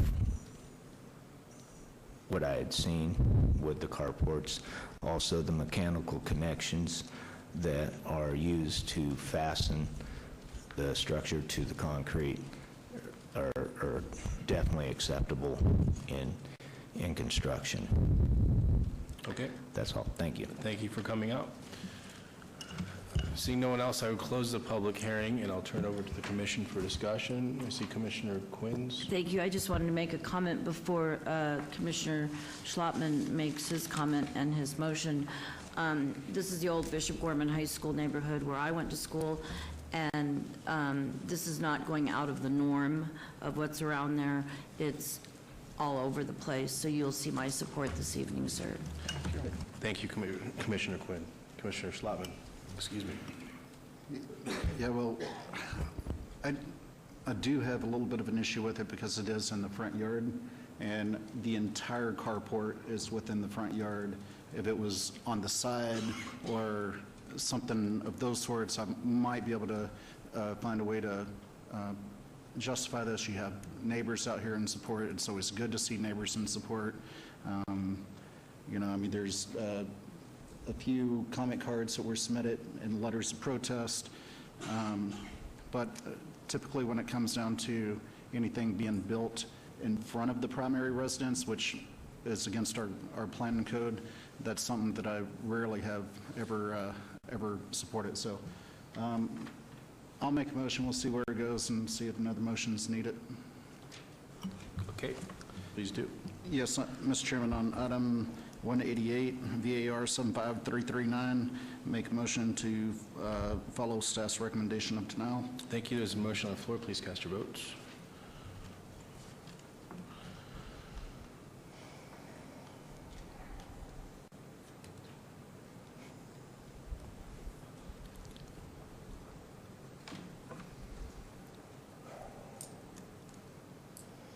And that motion doesn't carry. So we can get a motion in the opposition? I'd be happy to. Thank you through you, Mr. Chairman. Regarding item number variance 75339, my motion this evening is for approval. Thank you. There's a motion on the floor. Please cast your votes.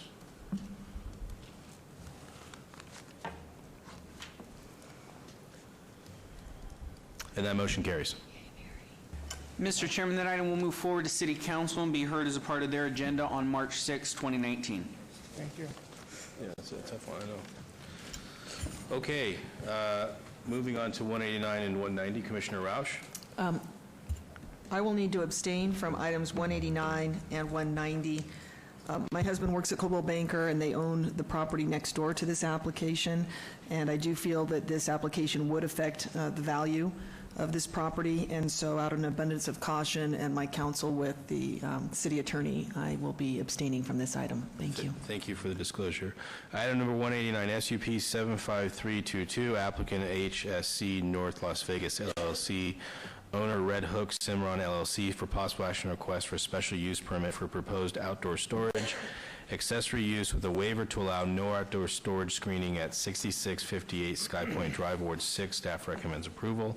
Related item 190 SDR 75321 for possible action on a request for a site development plan review for proposed 19,097 square foot general retail store with a 21,400 square foot outdoor storage area with a building waiver, with a waiver of town center interior parking lot landscaping and a building facade development standards. Ward 6, staff recommends approval. Can we get the staff report, please? Mr. Chairman, the applicant is requesting a site development plan review and special use permit for a proposed 19,097 square foot general retail store with a 21,400 square foot accessory outdoor storage area on 3 acres. The application includes requested waivers to allow no screening of outdoor display areas located on the southeastern perimeter of the building, to allow 18.5% building facade glazing where 70% is required, and to allow 19 trees within the interior parking lot area where 23 trees are required.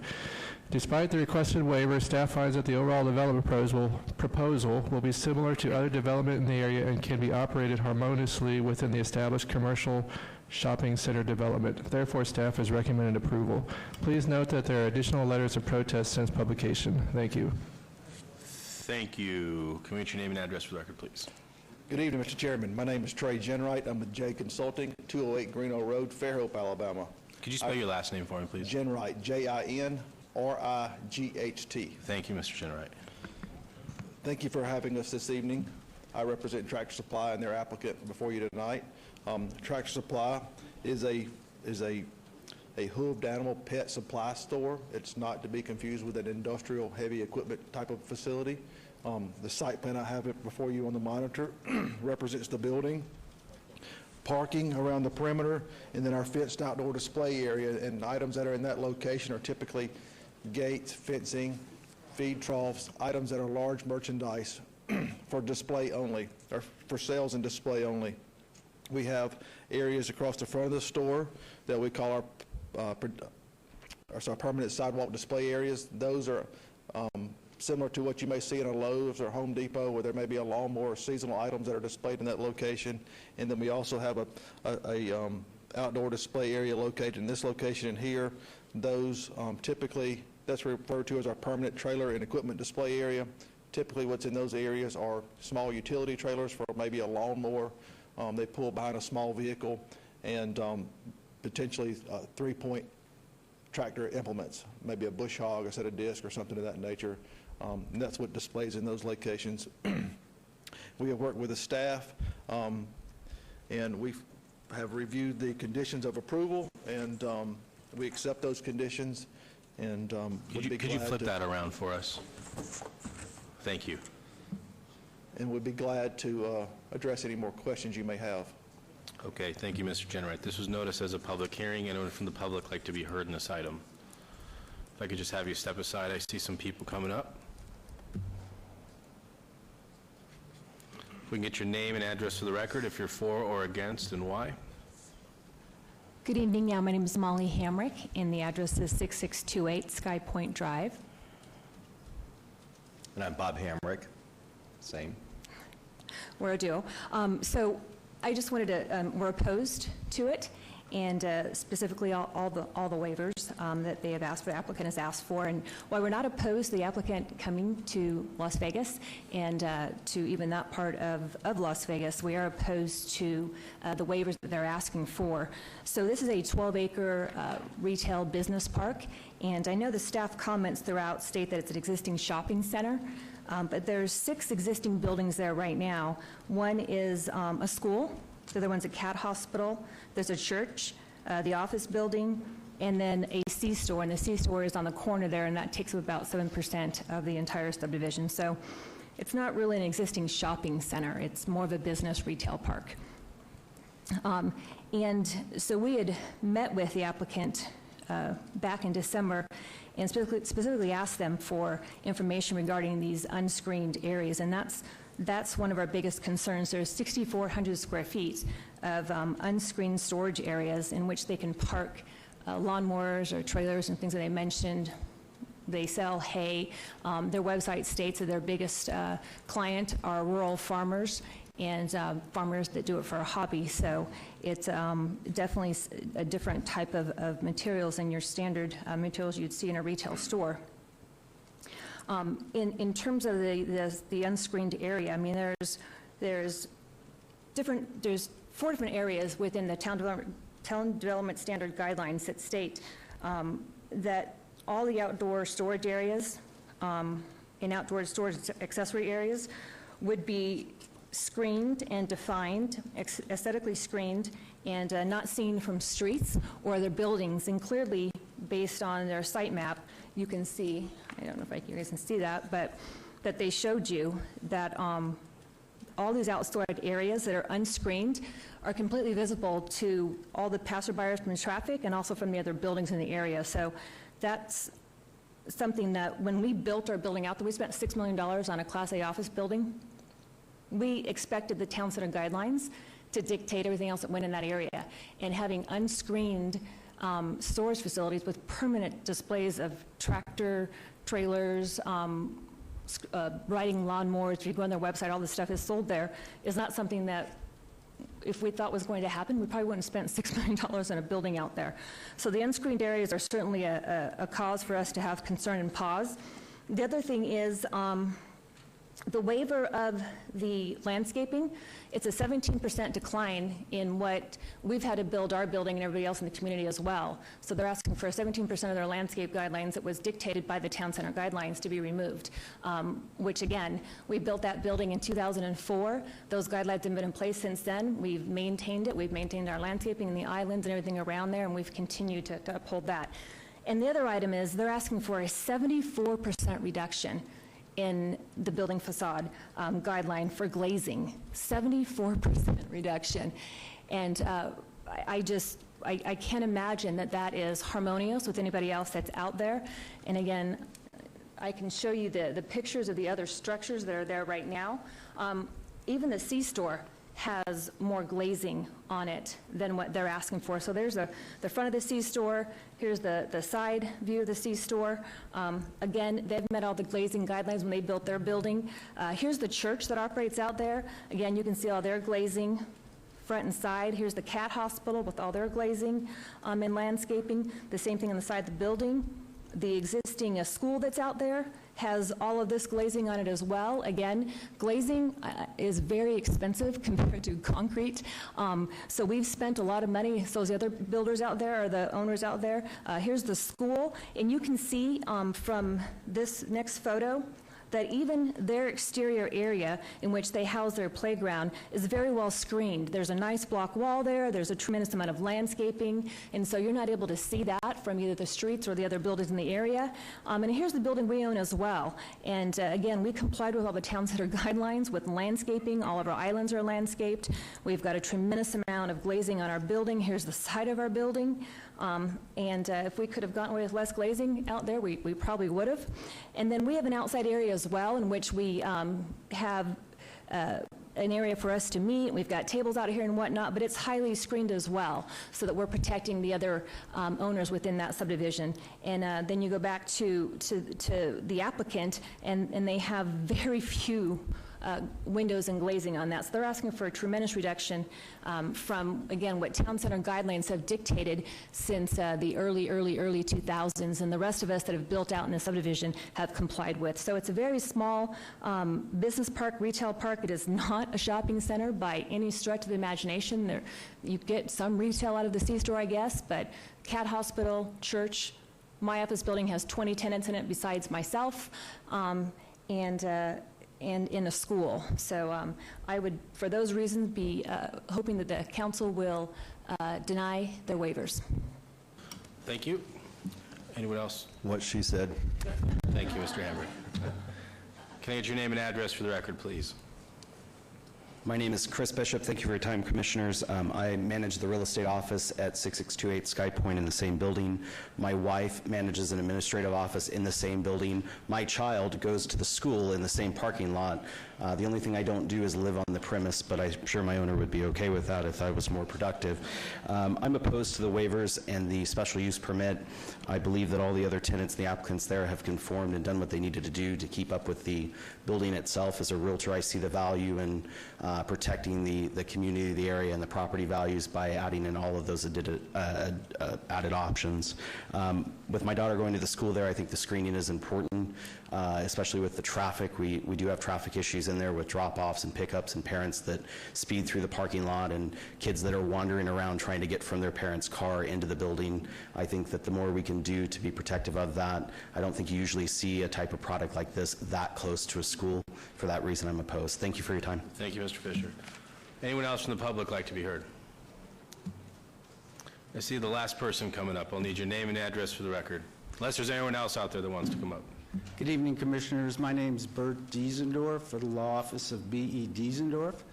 I represent the landowner that is selling the property to HIX Acre for the tractor supply store, Red Hook Cimarron LLC. I just want to be really clear that we have been working tirelessly to try to obtain the approval of all of the adjoining association members. And Ms. Hambrick, you know, we've worked with her on this project, on prior projects, trying to satisfy everyone's concerns. She's under the impression this is an office business park, when in fact it was originally planned for a shopping center. They recently annexed the gas station in, brought it into the association, a retail use.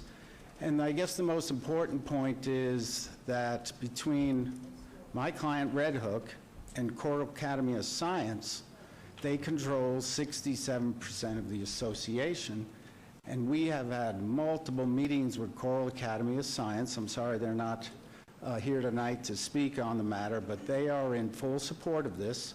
We have been working with them to amend the CC&Rs for the project, to come up ways to improve it. They were talking about, the school's in full support of it. We're talking about fencing between the project and the new tractor supply store, working together. They have a two-story building, just like the office building that Ms. Hamrick has. They have no concerns about the outside storage, and no concern about that at all. And we talked about it, everything will be in the display area, will be below the fence line. They won't have any products exceeding the height of the fence line. It's all going to be screened. Ms. Hamrick raised some concerns about the views from her second-story building, and you know, the applicant agreed to put up larger trees, pine trees, screening trees that'll screen the area. So we've worked with everybody, but the impression was that the association wasn't in support of this, but the association, 67% of the association is in full support of it, and we feel that some of the balance of the members are in support also. So I just wanted to clarify that point and see if you had any questions relating to the association or the other landowners or the school. Thank you for your comments.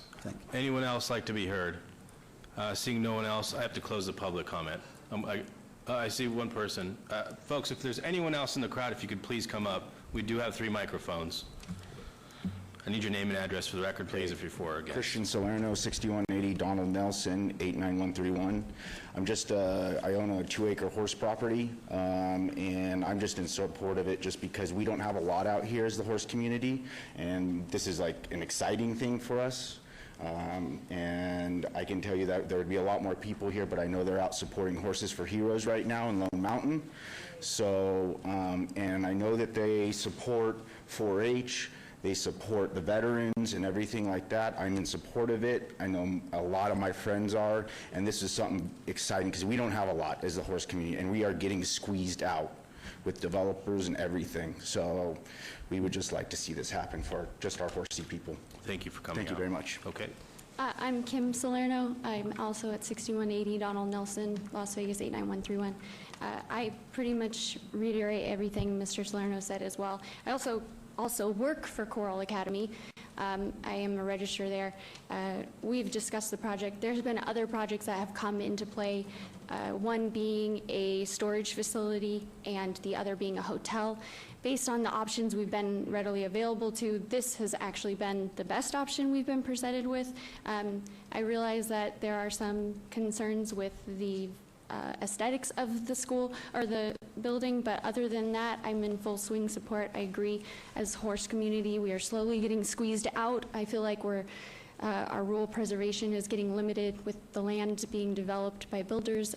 This is just something that I think our people would really need. It would be, I think the location is ideal. I know it's next to a school, but as far as freeway access and other people, it's easy for them, as well as the Northwest community pretty much doesn't have a feed store other than a couple local businesses which are kind of more southeast of us. So at the time, right now, presently, we don't have a lot of options. So this coming to our neighborhood, I think there's some I think some people are uneducated as to what the store really carries. It's more of like I feel like it's a Home Depot meets a feed store. It has a similar quality to another business in town, Cal Ranch. So I'm really excited about it. I hope it gets approved. So we would really like your support. Thank you for your comments. Okay, seeing no one else from the public, I will close the public hearing and ask Mr. Jenwright to come back up, and I'll give you a couple minutes for a rebuttal. Yes, sir. In relation to the glazing on this store, our store is providing glazing.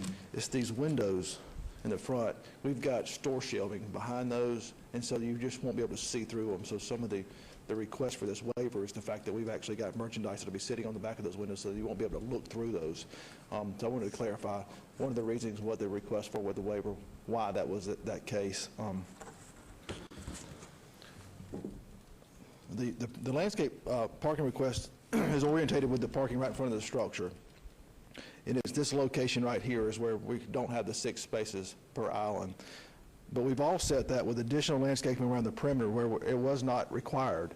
And so the intent of this was to buffer our whole site. We've added a cluster of landscaping, this location here, and all the way around the perimeter of that. So it wasn't like we were not trying to landscape the site. We've added a lot more landscaping than would have been normally required, in addition to help offset the buffers. Now, from the right-of-way, you can't see our sales facilities. These are internal private roadways right here, and we are providing additional buffering on there, so that the fact that to say that we're not providing buffers is not completely accurate. We are with our additional landscaping. So I wanted to point that out as well. And for the record, this is a $5.5 million store is what we're building here. Thank you. $5.5 million stories. Thank you for your comments. I'll turn it over to the commission. Commissioner Quinn. Thank you, Mr. Gunrud. I have just a couple questions down here. My first question is these tractors and stuff. If in fact this goes through, there's not going to be like test driving down streets or anything, is there? No, ma'am. Well, how do you test drive a tractor? The name is misleading. It's not, they don't sell tractors. They're small little lawnmowers. It's not a heavy industrial site. It's a pet supply type of store. Okay. The traffic generation here, the staff had provided a report that based the traffic off of general retail that showed a peak hour trip of 74 trips an hour. Tractor Supply actually has its own ITE code The max traffic peak hour for this is only 27 trips an hour. This is a very low traffic generating facility here. It's a big store, but it has very minimal impact, much less than what the staff had in their report. And my only other question is, weekdays, your hours of operation are what? They are, I want to say they are, we had it in our letter, they're listed in our report. I want to say they're around 7 to 9, I believe is what the time frame is. And weekends as well? Yes, ma'am. But it's stated specifically in our report. Okay, thank you. I just was worrying about the tractors flying through the parking lot. Yes, ma'am. Thank you. Commissioner Schlotman. Yes, Mr. Chairman, I'm from Texas, and we had tractor supply companies in our city and all around us, and so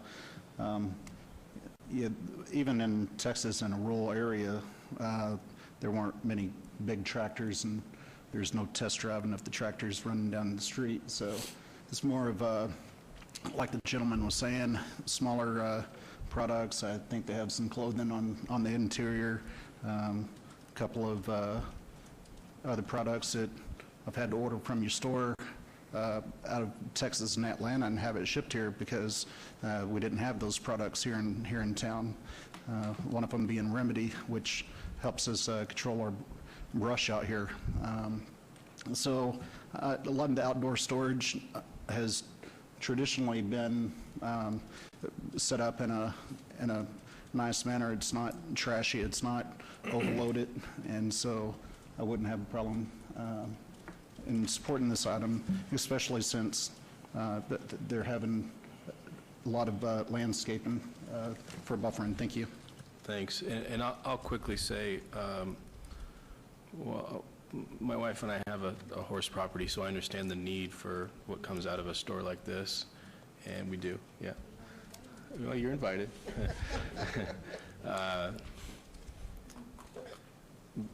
And I can see I know there's definitely a need out in this area, but I will say I do have heartburn with how it doesn't feel consistent with the other buildings from a glazing standpoint. It just feels architecturally out of place to me. Now, need, that's a different thing, so but I just want to throw that out there before I go to Commissioner DeSalvio. I'm trying to organize my thoughts here on where I sit with it, but I got some heartburn with it, so. No interruption. Commissioner DeSalvio. Thank you, Mr. Chairman. Okay, Ms. Greenwright, I'm gonna pick some brains around here because I gotta see this move forward because it's such a need for this community. I've been out there a very long time, and the closest place you can go is Jones and Rancho to get any kind of feed. So this is definitely something that needed to come to the community. We just got to kind of massage it a little bit, I think. And what I mean by that is the aesthetics of the building would definitely, if you could put your elevations back up, that'd be great. If there is some, I know I'm looking at the side view in the back. If more fake facade glass, because that's basically what we're talking about here. This is not something that you're going to see through. It's just basically a facade. Yes, sir. Okay. If they added a little bit more of that facade glass around the building, would it, because what I'm trying to get at is how did we, if we have a town center design plan, how was this able to be approved if it's underneath and how did staff, well, not approve, but exactly, staff recommend approval when we're not within, we hear from Ms. Hambrick that, we have a 74% deficiency on glazing. So how did staff wrap their head around it to offer approval? And I got more follow-up, but I need to kind of figure this out. Well, staff determined that the appropriateness of the use and the mitigation by adding additional landscaping to screen the proposed building from the right-of-way and from the adjacent properties located within the staff report was sufficient to mitigate and negate that impact to the surrounding properties. So we did a little horse trading, right? Okay. Second thing I have is the screened area. If you would put up the site plan and then show me where exactly you're going to put, these lawnmowers and stuff. And I'm sure you'll have them out during the day, and then kind of like Home Depot does. Yes, sir. They put out the barbecues, to put the chain through it. At the end of the night, they drag them in. Is that your guys' intent as well?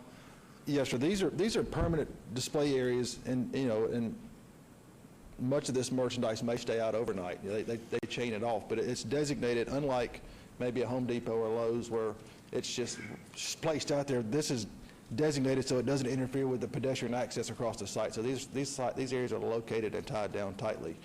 This fenced area right here is your 8-foot tall aluminum fence with the screening on it. So this area in this location is fenced. Okay, but so you're still wanting to put stuff out front, but you said that it would be an impact on pedestrian access. No, it Wouldn't does be not. that way? It does not impact. The way the site is set up, that it is set up so that it does not impact your pedestrian access. You have ADA access off of the city street through this sidewalk connection point right here. Everything is outside of that, so those areas are tied down tight so that they are designated so that they don't interfere with other operations of safety and welfare. I just have a concern because you just said that stuff would be chained and staying out overnight, and I don't want it to look like an eyesore. I mean, I'm for allowing it with the condition that at night that stuff would have to come in. I don't have a problem with it being on display during the day, but if you're closed at night, I don't want it left out there. I'm trying to find a happy medium here for Yes, you. sir. I'm trying to get this on and try to make everybody happy at the same time, and I think those are a lot of the concerns was left out overnight. And I would just want to see if there's a way that we could come to a little horse trading here ourselves. And, you know, at night, you take that product inside. You know, the site, this project has been before Architectural Review Board, and they have approved this. Excuse me? Community. The Architectural Review Board for the area has approved this. That's nice for them. These areas here, you know, for you that may not know Tractor Supply, they're a national company. They have 1,800 stores across the country right here, and they are a first-rate community citizen. They support the 4-H, as the gentleman said earlier. They're very active in bringing positivity to the area. This area, for it to be in front of their store, is not an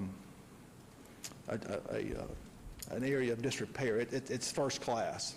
So it sets up that way. Sir, I'm not here to get confrontational over it. I'm just telling you right now, it's going to be very hard for me, even though I'd love to have you in our community, to move forward unless we could come to some kind of agreement, because if not, then I'm going to make you fence it, and I don't think you want to do that. So no, sir, we don't it would be in your that. best interest to kind of take it into consideration that you would bring that stuff in at night. Excuse me, through you, Mr. Chairman, Lou, could I just say one thing? Go for it. You know, this, sir, right here, these people here have no crime, they have no problems, they're well-established, and this stuff sitting outside, you can bet me, within a month or two, it's going to increase people that are not wanted to be lingering around to try to steal anything that's going to upset these lifestyles of these business owners. So I'm with you to support it, but I'm with this guy because he knows what he's talking about. Yes, sir.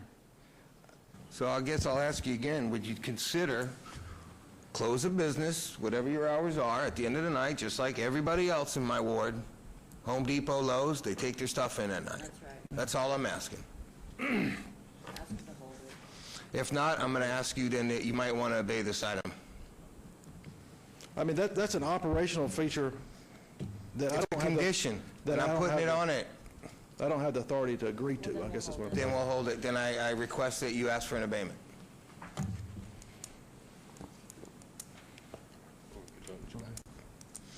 Or I can make a Yes, sir. motion to deny. You tell me. Yes, sir, I guess we'll do the abatement.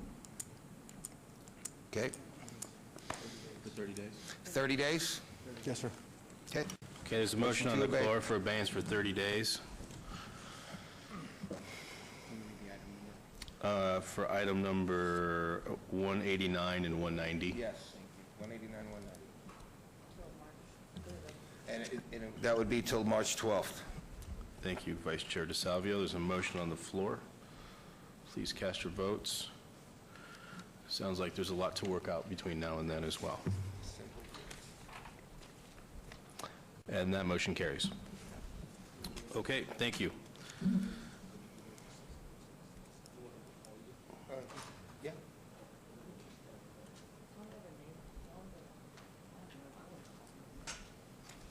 I would advise the applicant on that item that was obeyed to reach out to Vice Chair DeSalvio for a meeting to discuss some of this concerns that are out there to hopefully get resolve on it before coming back to the meeting, and then hopefully possibly with the neighbors if there's some progress made. So, moving on to item number 191, SUP 75306, applicant Ban Thai Massage Establishment, owner Hurd Properties LLC, for possible action on a request for a special use permit for proposed 2,400 square foot massage establishment with a waiver to allow a 178-foot separation from a residentially zoned property where 400 feet is required at 1600 South Las Vegas Boulevard, Suite 120, Ward 3.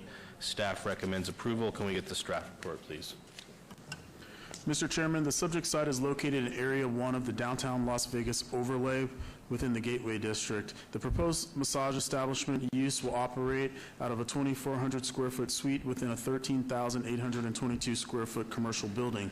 While the applicant has requested a distance separation waiver from a residentially zoned property, staff finds the request to be harmonious with the surrounding area as the residentially zoned property is currently utilized as a motel use. For this reason, the proposed use is deemed compatible with the surrounding uses, therefore staff recommends approval with conditions. Please note that additional letters of support have been received since publication. Thank you. Thank you. Can I get your name and address for the record, please? Yes, thank you for having me. Ami Darwin Boyan. Thank you. And your address? For the location of Ban Thai Retreat, 1600 South Las Vegas, Unit 120, 130. Thank you. Can you tell us about your application, please? I'm sorry? Could you tell us about your application, why it should be approved today? Yes. Thank you. Me and my partner here, we own a business in Houston, Texas also. We like to go ahead and expand our passion into massage therapy. We've been doing this for many years, and we like to, I sit in office also, so massage therapy is very important for human self-care. So we truly believe that it's going to be very helpful for the community. Okay, thank you. This was noticed as a public hearing. Anyone from the public like to be heard in this item? Seeing no one from the public, I'll close the public hearing and turn over to the commission. Commissioner Rausch. Why do I get to? Oh, I saw your light on. No. Did you? I'm going to try to say this as delicately as I can, but no. Thank you. Thank you. I feel that I'm confused by staff's recommendation for approval and that it's a harmonious use. You know, this is a retail center that I used to go to all the time when I was a kid growing up. Odyssey Records used to be here. I love this shopping center, and it's kind of gone into a state of disrepair. I'd love to see somebody come and renovate it. I'm fresh out of money right now, but if I had some money, I'd buy it and fix it up because I think it's an iconic building. But that said, I didn't know it was zoned for motel use. I must have misunderstood, or I must have misheard something, because I thought staff said it was a harmonious use because it was a massage use and it was zoned for motel. Did I get that completely wrong? Have I been dreaming? What did I hear?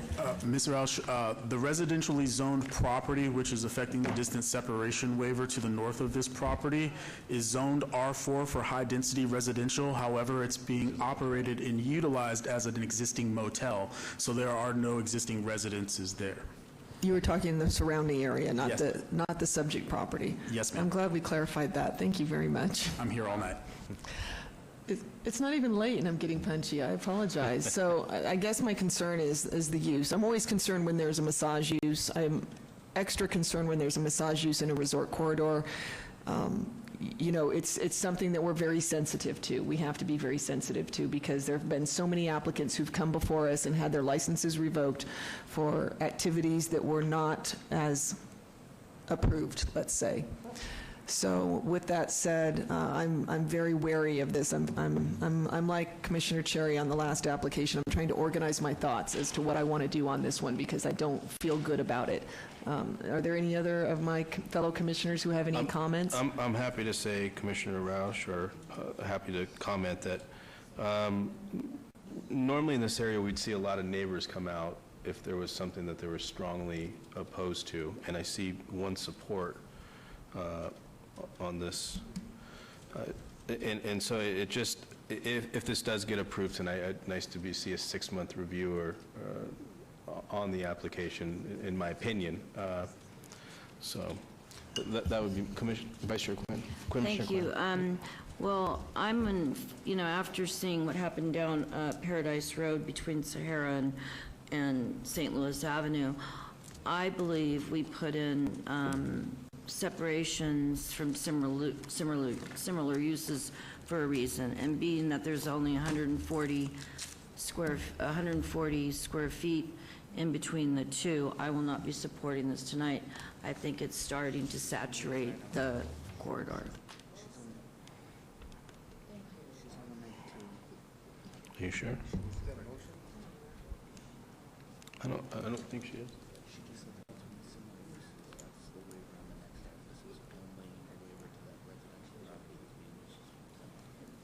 Okay, so the waiver is just from, just for some clarity, the waiver is just from the residential property, but it's a hotel that's the residential property. Is that correct? Yes. Through you, Chairman, that's accurate. So just to clarify, there is no existing similar use within the radius. That's actually the next item. Okay. And the residentially zoned property for this particular item is being operated as motel, so there's actually no residences within the radius. I got you. Okay, thanks for the clarity. I'm happy to make a motion unless anybody has any other further comments. Please do. I'd like to make a motion for item number 191 SUP 75306. Motion is for denial. Okay, there's a motion on the floor. Please cast your votes.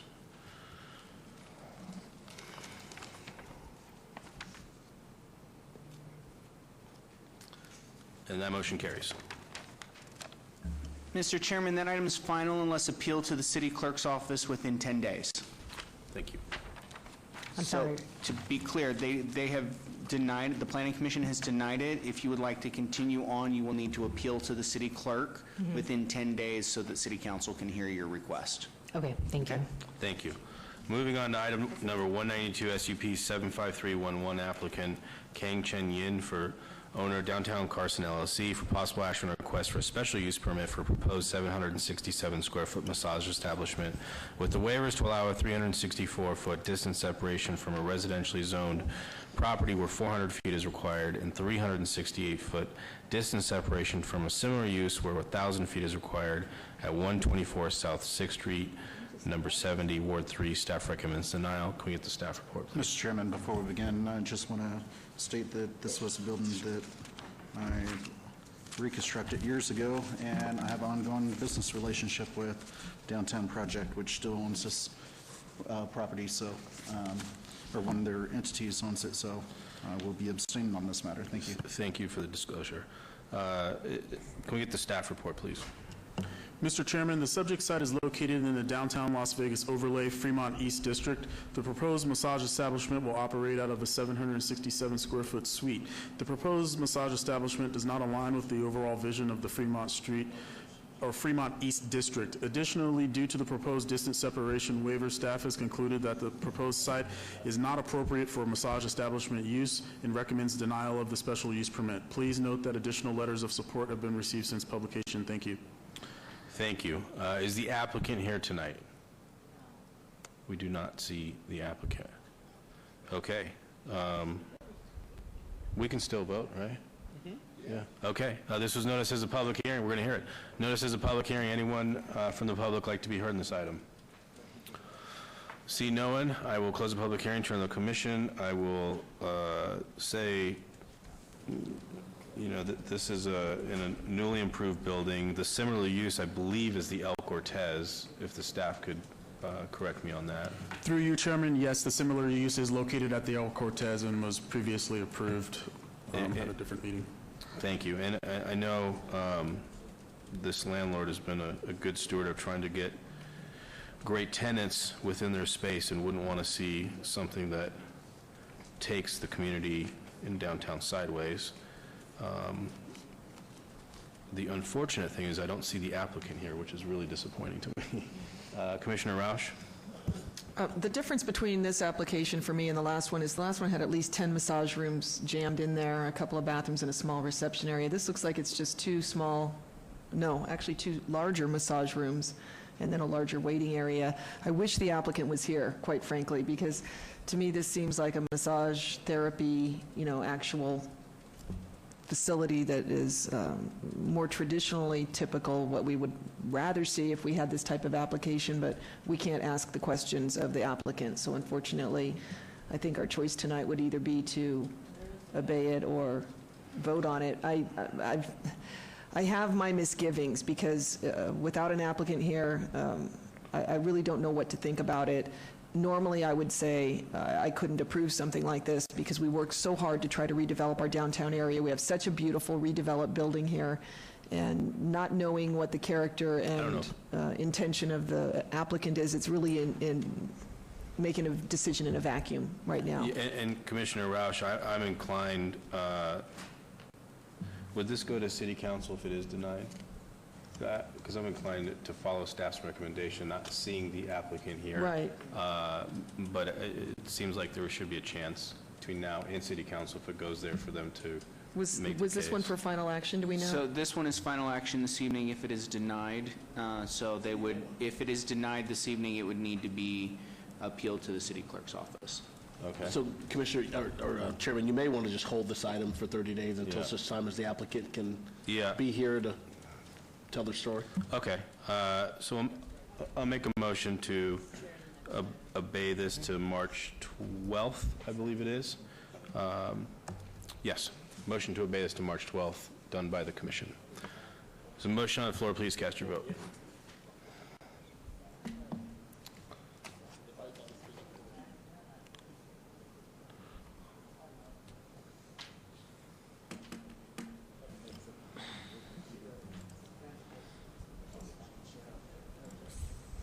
And that motion carries. And on 193, I will be abstaining. My family's in the cannabis business, and we sell to all different dispensaries around the valley. I will turn it over to Vice Chair DeSavio. Thank you, Mr. Chairman. Item number 193, SUP 75313, applicant Have a Heart Las Vegas LLC, owner Twisted Willows Investments LLC, for possible action on a request for a special use permit for a proposed 20,225 square foot marijuana dispensary use at 2401 West Bonanza Road, Suite B and Q, Ward 5. Staff report. Mr. Chairman, the subject site is an existing commercial development which can accommodate the intensity of the proposed use. The subject site complies with all minimum distance separation requirements as set forth by Title 1912 and therefore can be conducted in a compatible and harmonious manner with the surrounding existing land uses located in the shopping center and future uses as projected by the general plan. As such, staff recommends approval of the proposed use subject to conditions. Please note that additional letters of protest and support have been received since publication. Thank you. At this time, I ask the applicant to please come up and do your presentation and state your name and address for the record.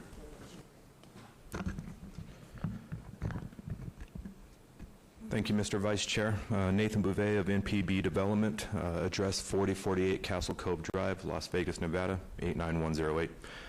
I'm not going to need the overhead. I'm just going to go over some brief notes.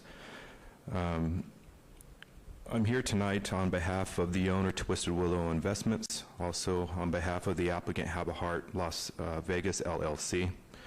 As the staff report and recommendation indicates, we are requesting a special use permit for a proposed 20,225 square foot marijuana dispensary use with retail and wholesale operations.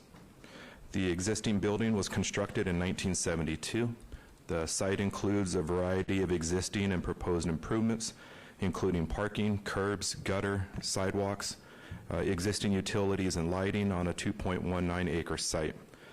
Interior proposed improvements include a display area along with restrooms, storage and utility rooms, employee break rooms, offices, product sales, receiving areas, security and surveillance stations, and a waiting room and lounge being proposed. It's also relevant to note that the Hearst and Popeye's restaurant are located adjacent to the subject site.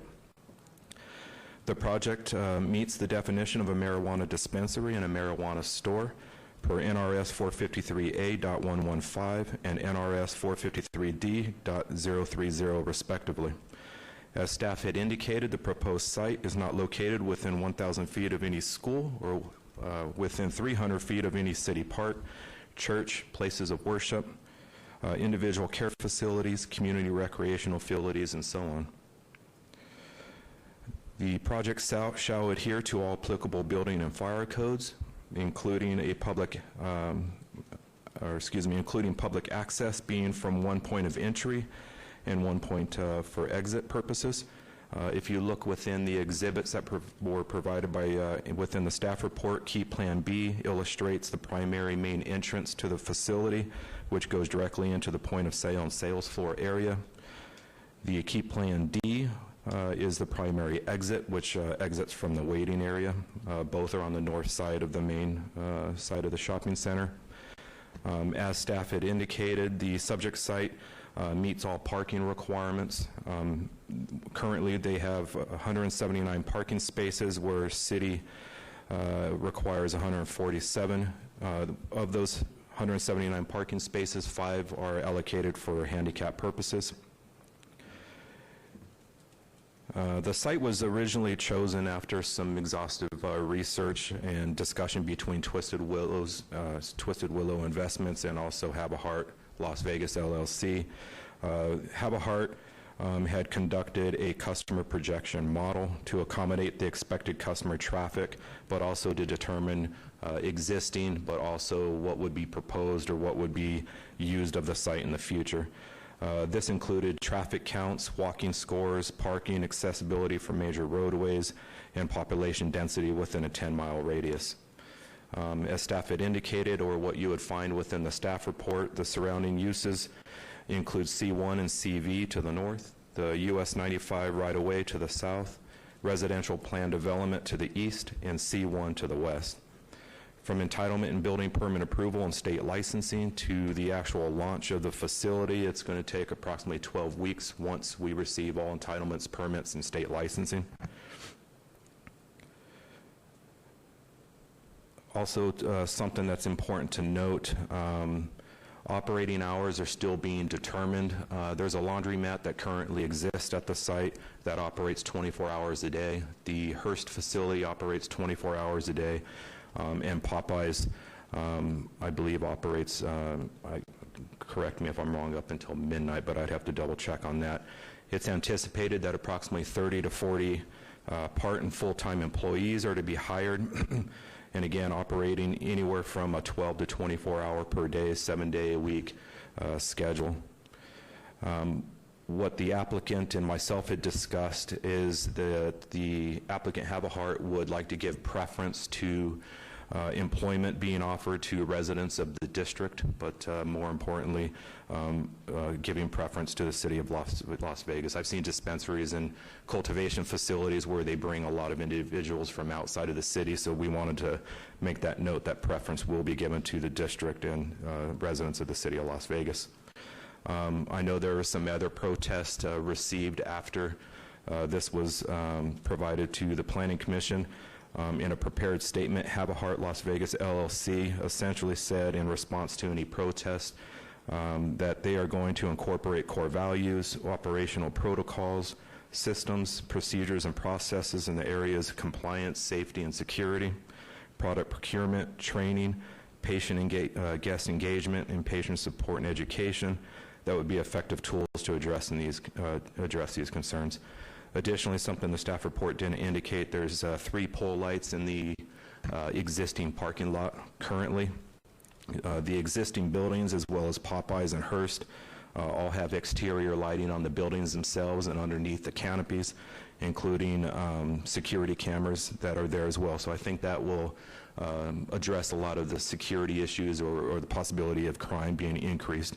If anything, having more of a presence, there's 16 units, and only 3 of those are currently not vacant. So I think utilizing this site and creating more of a presence in that area, if there is an increased possibility of crime currently, I think allowing this project to move forward would eliminate a lot of those concerns.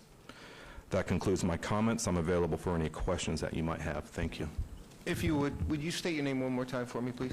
My name's Nathan Bouvet, B as in boy, O-U, V as in Victor, E as in Edward, T as in Tom. Okay, this is noticed as a public hearing. Does anybody from the public wish to speak? Please come up to the mic. Seeing no one, I'll close public comment. And applicant, you have anything else to add before I turn it over to the commission? Not at this time. All right. Commissioner Quinn? Thank you, through you, Vice Chairman. So you said you're going to be a 24-hour operation? We're actually open to it. There's existing uses at the site that currently operate 24 hours. The applicant has indicated that they would prefer to have operations go 24 hours, consistent with other types of uses, but also indicated they'd be open to the Planning Commission recommendation or condition. Well, I personally am not open to a 24-hour site. I think it's anything after 7 p.m. till 10 in the next morning. I live probably a half a mile on Rancho to that area, and I know the element that is in that area, and I think that I think 24 hours a day is going to be a big safety concern in general for the entire area. I plan on supporting this operation and this, but I want you to understand that just because we are going to possibly grant a yes vote to the dispensary and the sale of, I know how much space you have here, and I know you might be thinking long-term about a lounge. And just so you know, one hand doesn't feed the other, right? We're just looking at this right here, right now. So with that being said, with the hours of operation being sensible, I will support this item. Commissioner Roush? A couple of questions of the applicant through you, Mr. Chairman, temporary chairman. You own or you are leasing that entire 26,000 square foot crescent-shaped retail center? It looks like a center within a center. I'm very familiar with the site. So Terrible Herbst is on the corner. Dottie's is, I think, in your center that you're proposing the use. Are they leaving? I'm assuming that the leases will all be eliminated.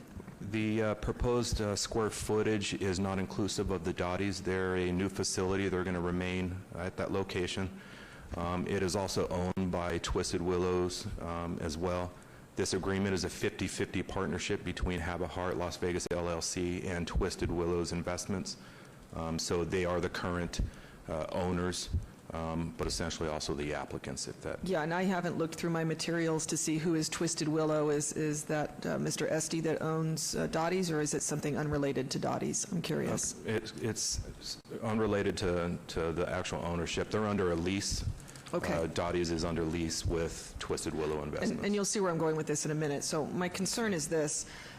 When we are approving a dispensary, it's different than a cultivation facility, which is different than a lounge, as Commissioner Quinn just noted.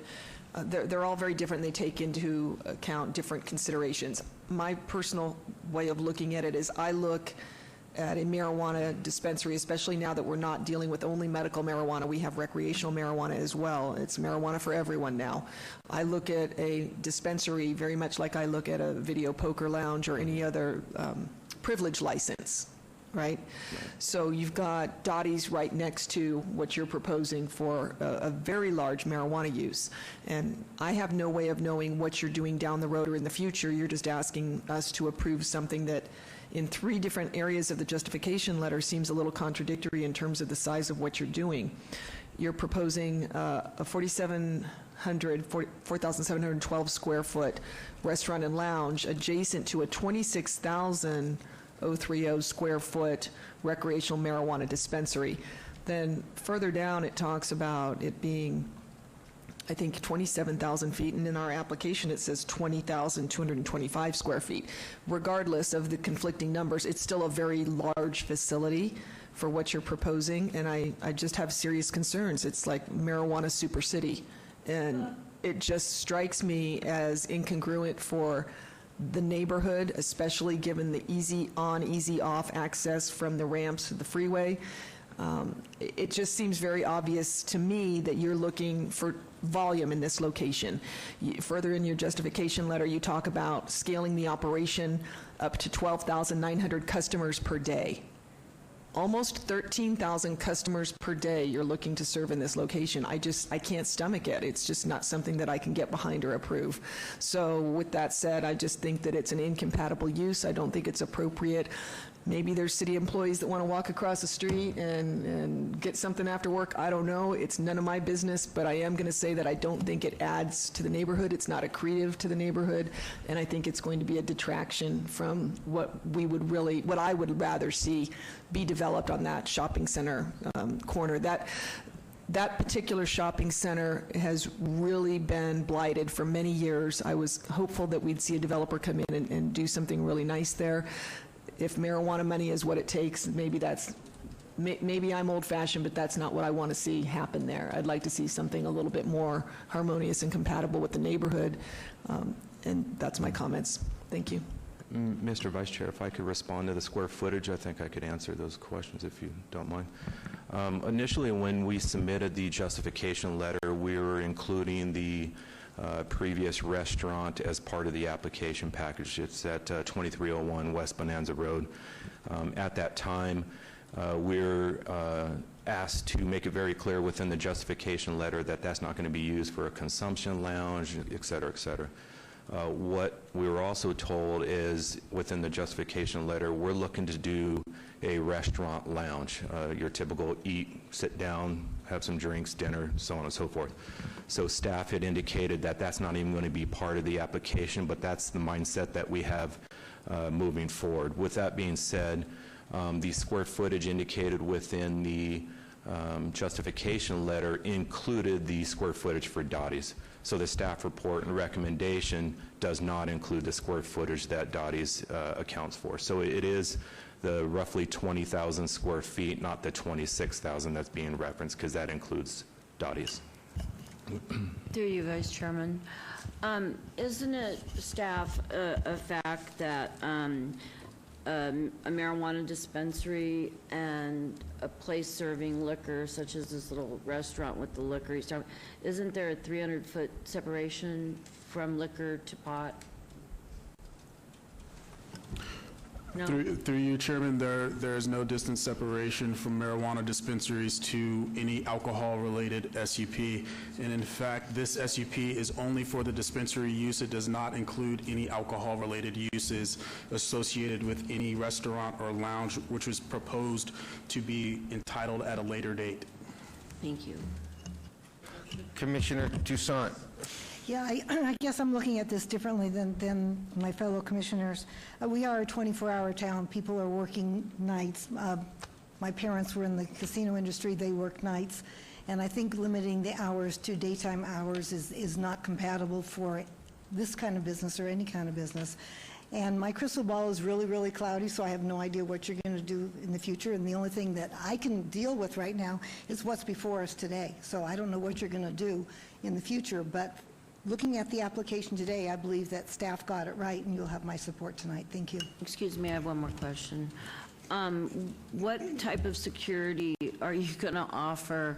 Because I just know a pot store that one of my friends is very familiar with, not to be confused with me, has been broken into daylight 3 times, like right through the door. So if you're going to be open for 24 hours a day, could we talk about your security plan? Right. First and foremost, we would submit a security plan once the entitlements and permits and state licensing is issued. State level, that's one of the requirements that you submit a security plan. Not just are we going to have a station security officer at the actual site, we're also going to propose a patrol that's on site and then within close proximity to the site. So it won't just be limited to the area. They would, within, say, a quarter mile, patrolling the area. But there would be exterior and interior security. May I ask, are you from Las Vegas? Do you live in this area? I do. Okay, because you know that area is, not the safest place at 12 noon, right? Yeah, I've been there actually at 12 noon, and I've been there later at night taking pictures. You don't even go get such. chicken after 5, right? I mean, you get it right. Yes. Okay, thank you. Commissioner Slotman. Thank you, Vice Chair. First, starting with the disclosure, as I've always disclosed in the past, I have constructed multiple dispensaries, testing facilities, and cultivation facilities and production facilities. And in the city, North Las Vegas and the county, you know, this, I've always voted on all the applications that's come before us, and so I'll be voting on this particular application today. The second disclosure is that I think our company worked on this project before under a pre-construction contract through the owner. That contract is complete, it has been complete for years, and it wasn't a medical marijuana dispensary at that point. They were looking at doing something in the medical field. So, Mr. Scott, would you feel comfortable with me voting on this? You're able to vote, Commissioner. Thank you. Okay, so now that we got the disclosures out of the way, I think this building is blighted and needs to be improved.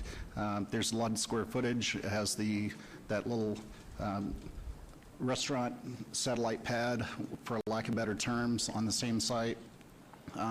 You know, I'm with Commissioner Toussaint on not restricting the hours because it is a 24-hour town.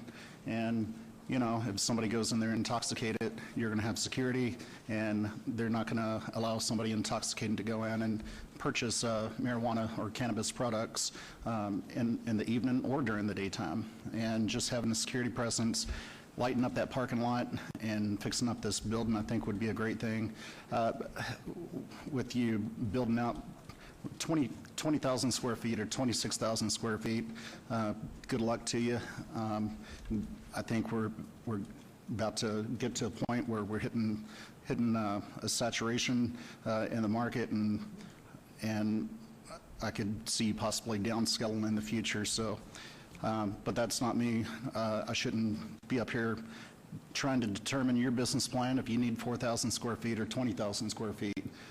If you think that it's 26,000 square feet and that you're going to have 13,000 customers a day, I don't see 13,000 customers, but good luck to you. So, in stating those items, I could support this application. With that, anybody have a motion they would like to make? Sure, Mr. Vice Chair, I'll make a motion, see where it goes on item 193. SUP 75313, move to approve, subject to staff's conditions.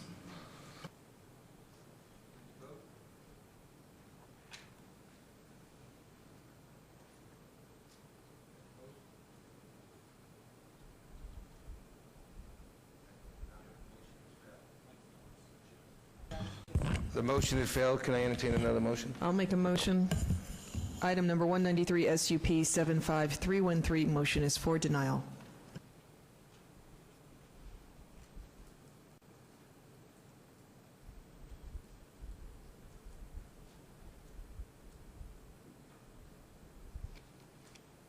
And that motion passes. Thank you. And Mr. Vice Chair, that item will go forward for City Council consideration as a part of their agenda on March 6, 2019. Thank you, Vice Chair DeSalvio. Moving on to item number 194, SDR 75332, applicant Chick-fil-A, Inc., owner Crossroad Commons Limited, LLC, for possible action request for a site development plan review for a proposed 9,011 square foot restaurant with drive-through and general retail building with a waiver to not orient the building to the corner where such is required at 1100 South Fort Apache Road, Ward 2. Staff recommends denial. Can we get the staff report, please? Mr. Chairman, this is a request for a site development plan review for proposed restaurant and drive-through and general retail use building, which will replace the existing restaurant building located on the subject site. Title 19 requires proposed buildings on corner lots to be oriented to the corner and to the street in order to maintain a strong street frontage. As proposed, the applicant requests to set the proposed building back from the minimum setback line, separated by a double drive-through lane to accommodate the drive-through. While the proposed restaurant with drive-through and general retail building are appropriate for the subject site, staff recommends denial of the proposed site development plan review due to the associated waiver to allow the proposed building to not orient to the corner. Please note that additional letters of protest and support have been received since publication. Thank you. Thank you. Can you get your name and address, please, for the record? Good evening. Along with Steph Margarito, my name is Robert Lombardi, P.O. Box 270571, San Diego 92198. Chair Cherry and the commissioners, thank you for your time this evening. We're here requesting your approval of course, our project. We've read the conditions, and there's only two that we'd like to discuss. The first one is number 3, which addresses the waiver. Specifically speaking, if we can have the overhead, our drive-through lane here, the building is relatively in the same place as the existing claim jumper that's there currently. We'll be building the Chick-fil-A restaurant and this retail facility next door. This single lane along the street frontage with Charleston and Fort Apache is not against the code. It allows that in the code to have that there. I think what is not meeting the waiver is this area right here, which is the dual lane, which is against Charleston. The need for the dual lane, in our opinion, we've opened a few restaurants in Nevada and been happy to, that we have a stacking distance here with this dual order lane of 29 stalls. In addition to that, if it does continue to back up, we'll have an additional capacity of up to 37 stalls.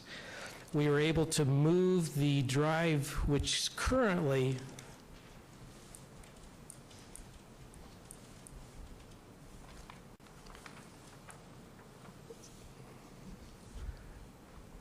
there we go. Currently, the drive aisle off of Charleston comes in. There's an immediate turn into the center, into the area where claim jumper is. We've moved that 117 feet south so that we have a longer throat. There is some existing parking that, here we go. There's existing parking here that backs into the aisle, which we have landscaped and done away with. In that case, the stacking lane will not impact either Charleston, and since it's over here, or Fort Apache. So we believe that we've covered, from a traffic perspective, enough logic here to provide a significant reason why this waiver can be approved. The only other thing we did as well is in this particular shopping center, there is no continuity after you come in off of Charleston to actually have an aisleway across. We've created one for traffic movement that makes this a little bit more streamlined. We believe that it would be feasible to build a restaurant this way with enough capacity for drive-through, consistent with our other restaurants that we've experienced in the area. That is condition number 3.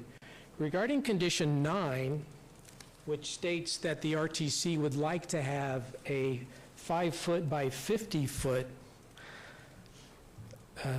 bus stop easement behind the sidewalk, it's a little bit difficult for us because we're planning on retaining that block boulder wall that's over 6 feet high.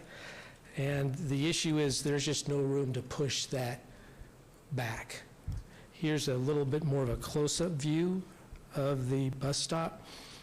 We would if we could, but since we are keeping this boulder wall around the perimeter of the property where it currently is, we just can't push it back. So with that, we are asking for your support of the waiver and then the removal of the condition number 9. Thank you, and I'm here to answer any questions. Thank you. This was noticed as a public hearing. Anyone from the public like to be heard in this item? Hi. Get your name and address for the record, please, if you're for or against, and why. Erica Ryan, 8725 Isola Drive, 89117. Good evening. I am a very concerned neighbor. I live directly behind where this proposed project is in the notice area, and I respectfully ask that you would deny Chick-fil-A and Crossroads Commons their application. I'm not anti-growth in our neighborhood. I'm not anti-chicken. I am just an enthusiastic supporter of a good plan and planned development. My reasons for opposition stem from, there's a few. One is Chick-fil-A has semi-announced this prior to any approvals by the commission or the planning and the neighborhoods, and that shows a disrespect. In addition, there's insufficient road infrastructure Nearby intersections cannot handle the dramatic increase in traffic, which we've already discussed in reference to other planning sites that have come up before this evening in meetings, and how there's low traffic, and then maybe a drive-through, which would have high traffic. This is that drive-through project. And we currently have a restaurant there, yes, we have retail use, but it's not a drive-through with 2 lanes. And there's already traffic conditions there that exist. You can go on any of the DOT websites and see that. There's also over 24 other facilities in the notification areas that serve food and beverage. Many have drive-throughs, so there's not a need for this facility. There were letters of opposition and support. 2 of the opposition letters I've noticed do not come from individuals that live in the area. They may own property there, but as also the applicant stated, he does not live in the neighborhood either. As a resident and property owner, I am directly affected, and I ask you to please help maintain the health of our neighborhood over the desire for this business to come into place. Thank you. Thank you very much. Anyone else from the public like to be heard? Seeing no one, I will close the public hearing, and I'll give you a minute for a rebuttal.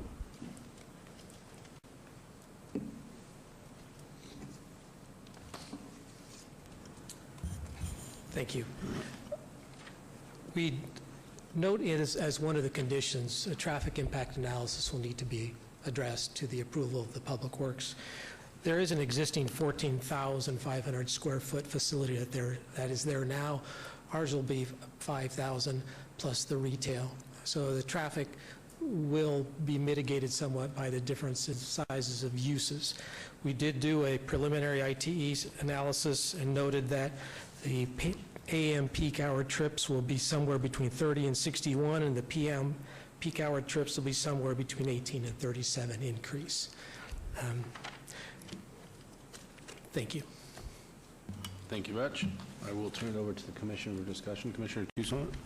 Yeah, I don't know if any of you have been on Fort Apache in Charleston. It's very congested, and when I go to try to go to the Chick-fil-A on Rainbow and Lake Mead, it's been there for, 2 months? I still can't get in there because the lines are so long.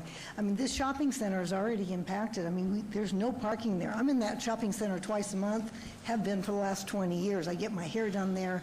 I go to Whole Foods over there. I used to go to Sharky's, but they just closed. I'm not very happy about that either. But I just think that this is I think if you were in Boca, I think it would be awesome, or if you were on the other corner. I just think this is not a good corner for this kind of traffic. I mean, when you go to any Chick-fil-A, the lines are, I mean, it's amazing. I mean, really and truly, I wish I had a business like that, where I had people in line for hours trying to get into my business. But I just think this is the wrong corner for you to be in. That's just my personal opinion. Thank you, Commissioner. Commissioner Roush? I'd like to speak last, so I'm going to listen to my fellow commissioners. Oh, thank you, Commissioner Commissioner Roush. You're Quinn. always so respectful of me. I appreciate it. Through you, Chair Cherry. So, Sola's Salon over there is where I got my hair cut for years. Well, obviously I changed places, but here's the thing. On a normal day, like let's say my appointment's 1 o'clock, there was no parking then with claim jumper and whatever else. So the problem is that it's not that we wouldn't love you on that corner, it's just absolutely, in my opinion, the wrong corner, but I will be supporting my Commissioner, Christina Roush's decision. Thank you. Commissioner DeSalvio? I just wanted to chime in. I totally support the business, but again, it is. I travel that place, that intersection probably 30, 40 times a day. See, my office is right down the road from there, and it is a very, very congested, high-impact corner, and that's just with the claim jumper. I can only fathom what it would be like put in the same Chick-fil-A that I deal with on Rancho and Sahara. So I don't know. I'm kind of on the fence on this one. No pun intended with the chicken thing, though. I will say, obviously, I echo the concerns about parking and traffic without, before you had the detail there that helped understand a little bit of it.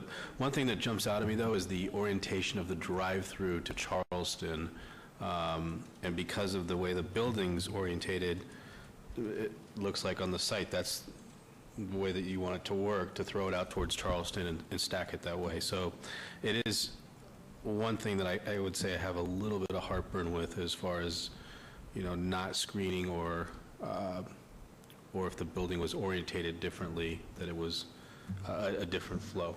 But those are my comments. Commissioner Roush? Well, I am a student of commercial real estate. I have spent 30 years doing commercial real estate. I've sold shopping centers and office buildings and developed them, and I currently work for a large commercial real estate company. And I actually don't have a problem with this. I actually think that this is a good use on this corner, and I have actually lived in this neighborhood for, well, before this shopping center was developed, before anything on any of these corners was developed, and probably north of 25 years. Where I'm going with this is, by the way, I did want to make a observation, two things. One, Mr. Lombardi, you reached out to me. I did not return your call. I'm not taking meetings with individual applicants, to be fair to everyone, because my job's very demanding these days and I don't have time for that, so I do apologize. But I felt like I understood the application well enough, or if I had a question, I would have, or I will ask you tonight. On the site plan that we were given, we have a supplemental site plan that was provided. You are on the corner, in fact, correct? Because in the materials that were originally submitted to us, it's showing the proposed restaurant mid-block within the shopping center, and I know that that's not the correct proposed location, right? So our backup material, I think, is wrong. So if any of you are looking at the screen, they're actually on the hard corner, correct? We are, that is correct. You're on the hard corner? Yes. Okay. And I don't think there was a pad proposed to you in mid-block that was not available to you, right? No, this was the only one. Right. I don't have a problem for this stacking plan or the parking plan. I go to the Chick-fil-A at Rancho and Sahara probably once a week. When it first opened, it was a nightmare. It was an absolute disaster. People were flipping each other off and running around the parking lot, screaming at each other, trying to get into the double drive-through lanes, and probably did have 37 to 50 people stacking at first. Every time I go there now, there's nobody in line, and at least by comparison.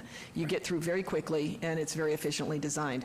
My question to you really revolves around the size of the building, the rectangular shape, and what you're putting on the other side of the restaurant itself, rather than just putting in a freestanding Chick-fil-A. It looks like you're adding additional retail. The elevations went by so fast, I couldn't really see what was happening. It just looked to me like there wasn't very good fenestration to the elevations, so I didn't see windows or what the front access. There you go. That's what I wanted to see. So is this going to be third-party lease space to another tenant next door, or is it storage for you guys, or what are you proposing there? That's why I was unclear on. You bet. So the Chick-fil-A, of course, will be built by Chick-fil-A, and this TI space next door will be built as well as a vanilla shell for future landlord retail use. How many spaces, whatever would be allowed, 2 spaces. And that's really where my concern would come in, is where, show me again on the site plan where the parking would be for that additional piece of retail. Okay, right in front of it. Right, so currently there are 90, almost 100 stalls in this area right here. Regarding the Rancho Road,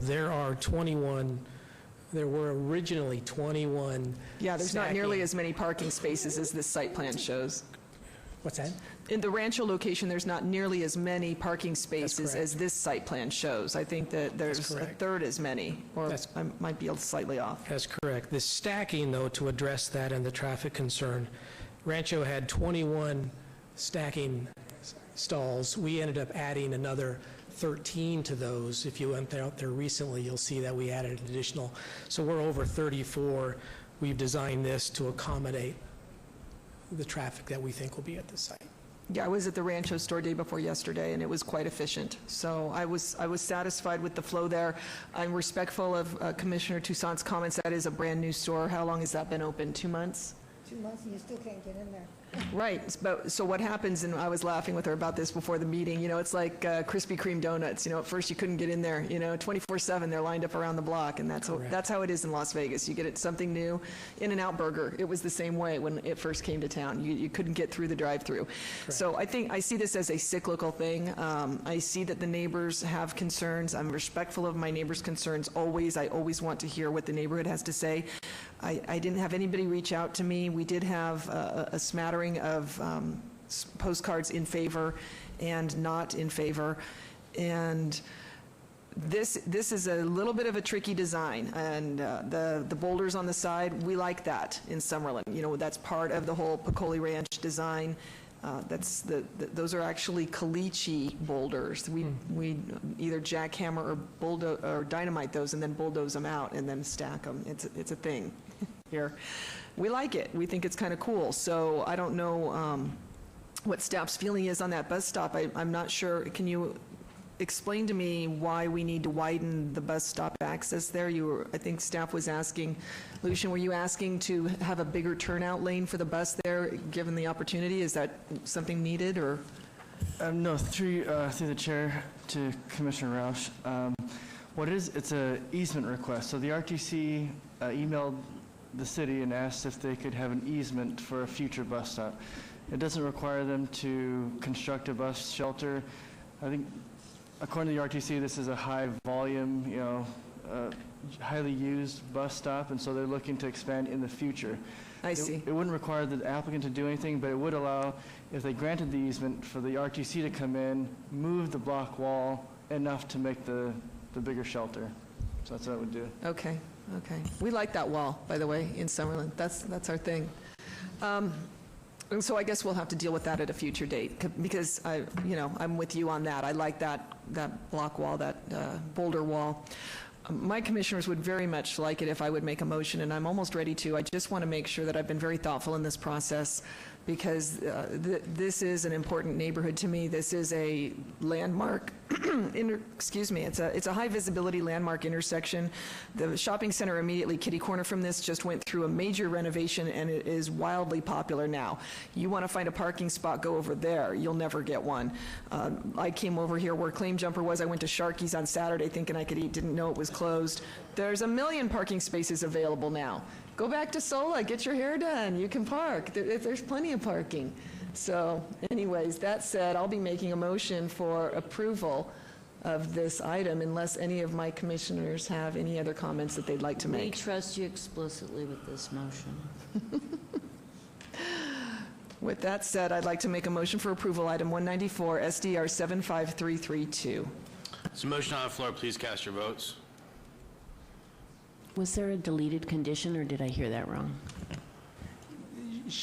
I believe she says she's going to deal with that at a later date. Right now, that's a Public Works request, so.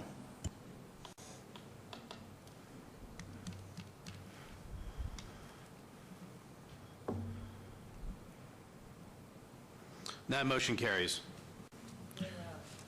Moving on. Mr. Chairman, that item is final action tonight unless appealed to the city clerk's office within 10 days. Thank you. Moving on to item number 195, SDR 75333, applicant owner NSA Property Holdings LLC, for possible action on a request for a site development plan review for a proposed 302, 39,400 square foot mini storage facility with a waiver to allow a 0-foot perimeter landscape buffer along the west, south, and east property lines, where 8 feet is required, and 10-foot perimeter landscape buffer along the north property line where 15 feet is required at 3301 Mead Avenue, Ward 1. Staff recommends approval. Can we get the staff report, please? Mr. Chairman, the subject site is located in the southeast sector of the general plan with a land use designation of LIR for light industry research. It has a zoning designation of M for industrial, which allows a mini storage facility as a conditional land use. The subject site was previously developed as a mini storage facility per approved plot plan review and special use permit U003488. However, the subject site is currently undeveloped as the previous structure has been demolished per an approved building permit. The applicant has proposed to develop the subject site with a new mini storage facility, including 59 recreational vehicle parking spaces. The submitted building elevations indicate the building will be 28 feet in height with red and beige congruent steel and CMU building facades. As the subject site was previously developed as a mini storage facility, staff has determined that the proposed project is compatible with the surrounding development in the area. Furthermore, staff believes that the requested waivers to allow reduced landscaping along the west, south, and east perimeter will have minimal negative impact to the surrounding area. Therefore, staff recommends approval of this project, subject to conditions. Please note that additional letters of protest have been received since publication. Thank you. Thank you very much. Is the applicant here tonight? Hi, can I get your name and address, please, for the record? Absolutely. My name is Michael Pansero, address 7485 West Azure Drive. I'm here representing the applicant NSA Property Holdings. Thank you, Michael. Would you like to tell us about the project? I'm sorry, what was that? Would you like to tell us about the project? Absolutely. So my client owns, as you can see here, not only this site here on Meade, but they own this site here, which is fronts on Sirius. Could you push that up a little bit to where the boxes are? Oh, yes, I'm sorry. Perfect. Thank you very much. So there you go. So they own both of these parcels. Initially, there was a two-story building that was there already, but when they purchased it, it was in a very dilapidated state of being. So they've torn it down, and they're planning on putting a brand-new building there. Right now, their occupancy is like 98%. They have a definite need for it, and the waiver we're requesting is for the landscaping. Similar to what we had before, there is no landscaping on the two interior property lines. One of the reasons is by putting that landscaping in, we would just create, an area for, vagrancy or homeless or, nefarious activities. Okay. Anything else you'd like to add? Nope, that's it, I think. Okay, thank you. You're welcome. This was noticed as a public hearing. Anyone from the public like to be heard? Seeing no one, I will close the public hearing and turn it over to our commission for discussion. Commissioner Quinn. Thank you. This is the perfect location for this application. Your landscape buffers on the west, and where 8 feet is required, and you're doing everything right here. I'm going to add a condition to it, and this is very serious because otherwise they're going to take it down and fine you. So I'm going to. Does anybody else want to talk about this? No, Commissioner Quinn. Sorry. You are a great steward. Okay, so I'm going to make a motion for approval of SDR 75333, adding the condition, no razor wire, not one piece. I don't think that would be a problem. I'm not joking, because they will take it down, and I believe there's some on the neighbor, but not on our parcel, but okay, so duly noted, we'll make sure that happens. just so you know, Mary McElhone's going to keep an eye on that. Okay, so with that, my motion is for approval. All right, there's a motion on the floor. Please cast your vote. Mr. Chairman, for the record, I just want to be clear, so the clerk's record. So while we've taken that as an advisory, since razor wire is not a part of this application, a condition to say no razor wire, since it can only be approved if it was actually listed, is unnecessary. So just for the clerk's record, there's no new condition with that. Okay, but Commissioner's looking out, so. Yes. There's a motion on the floor. Please cast your votes. That motion carries. And Mr. Chairman, that item will move forward to City Council and be heard as a part of their meeting on March 6, 2019. Thank you very much. Okay, item number 197, citizens' participation. Public comment during this portion of the agenda must be limited to the matters within the jurisdiction of the Planning Commission. No subject may be acted upon by the Planning Commission unless that subject is on the agenda and scheduled for action. If you wish to be heard, come to the podium and give your name for the record. The amount of discussion of any single subject, as well as the amount of time any single speaker is allowed, may be limited. Anyone from the public want to be heard? No? Okay. We will close the public participation, and meeting is adjourned. Sam, would you like...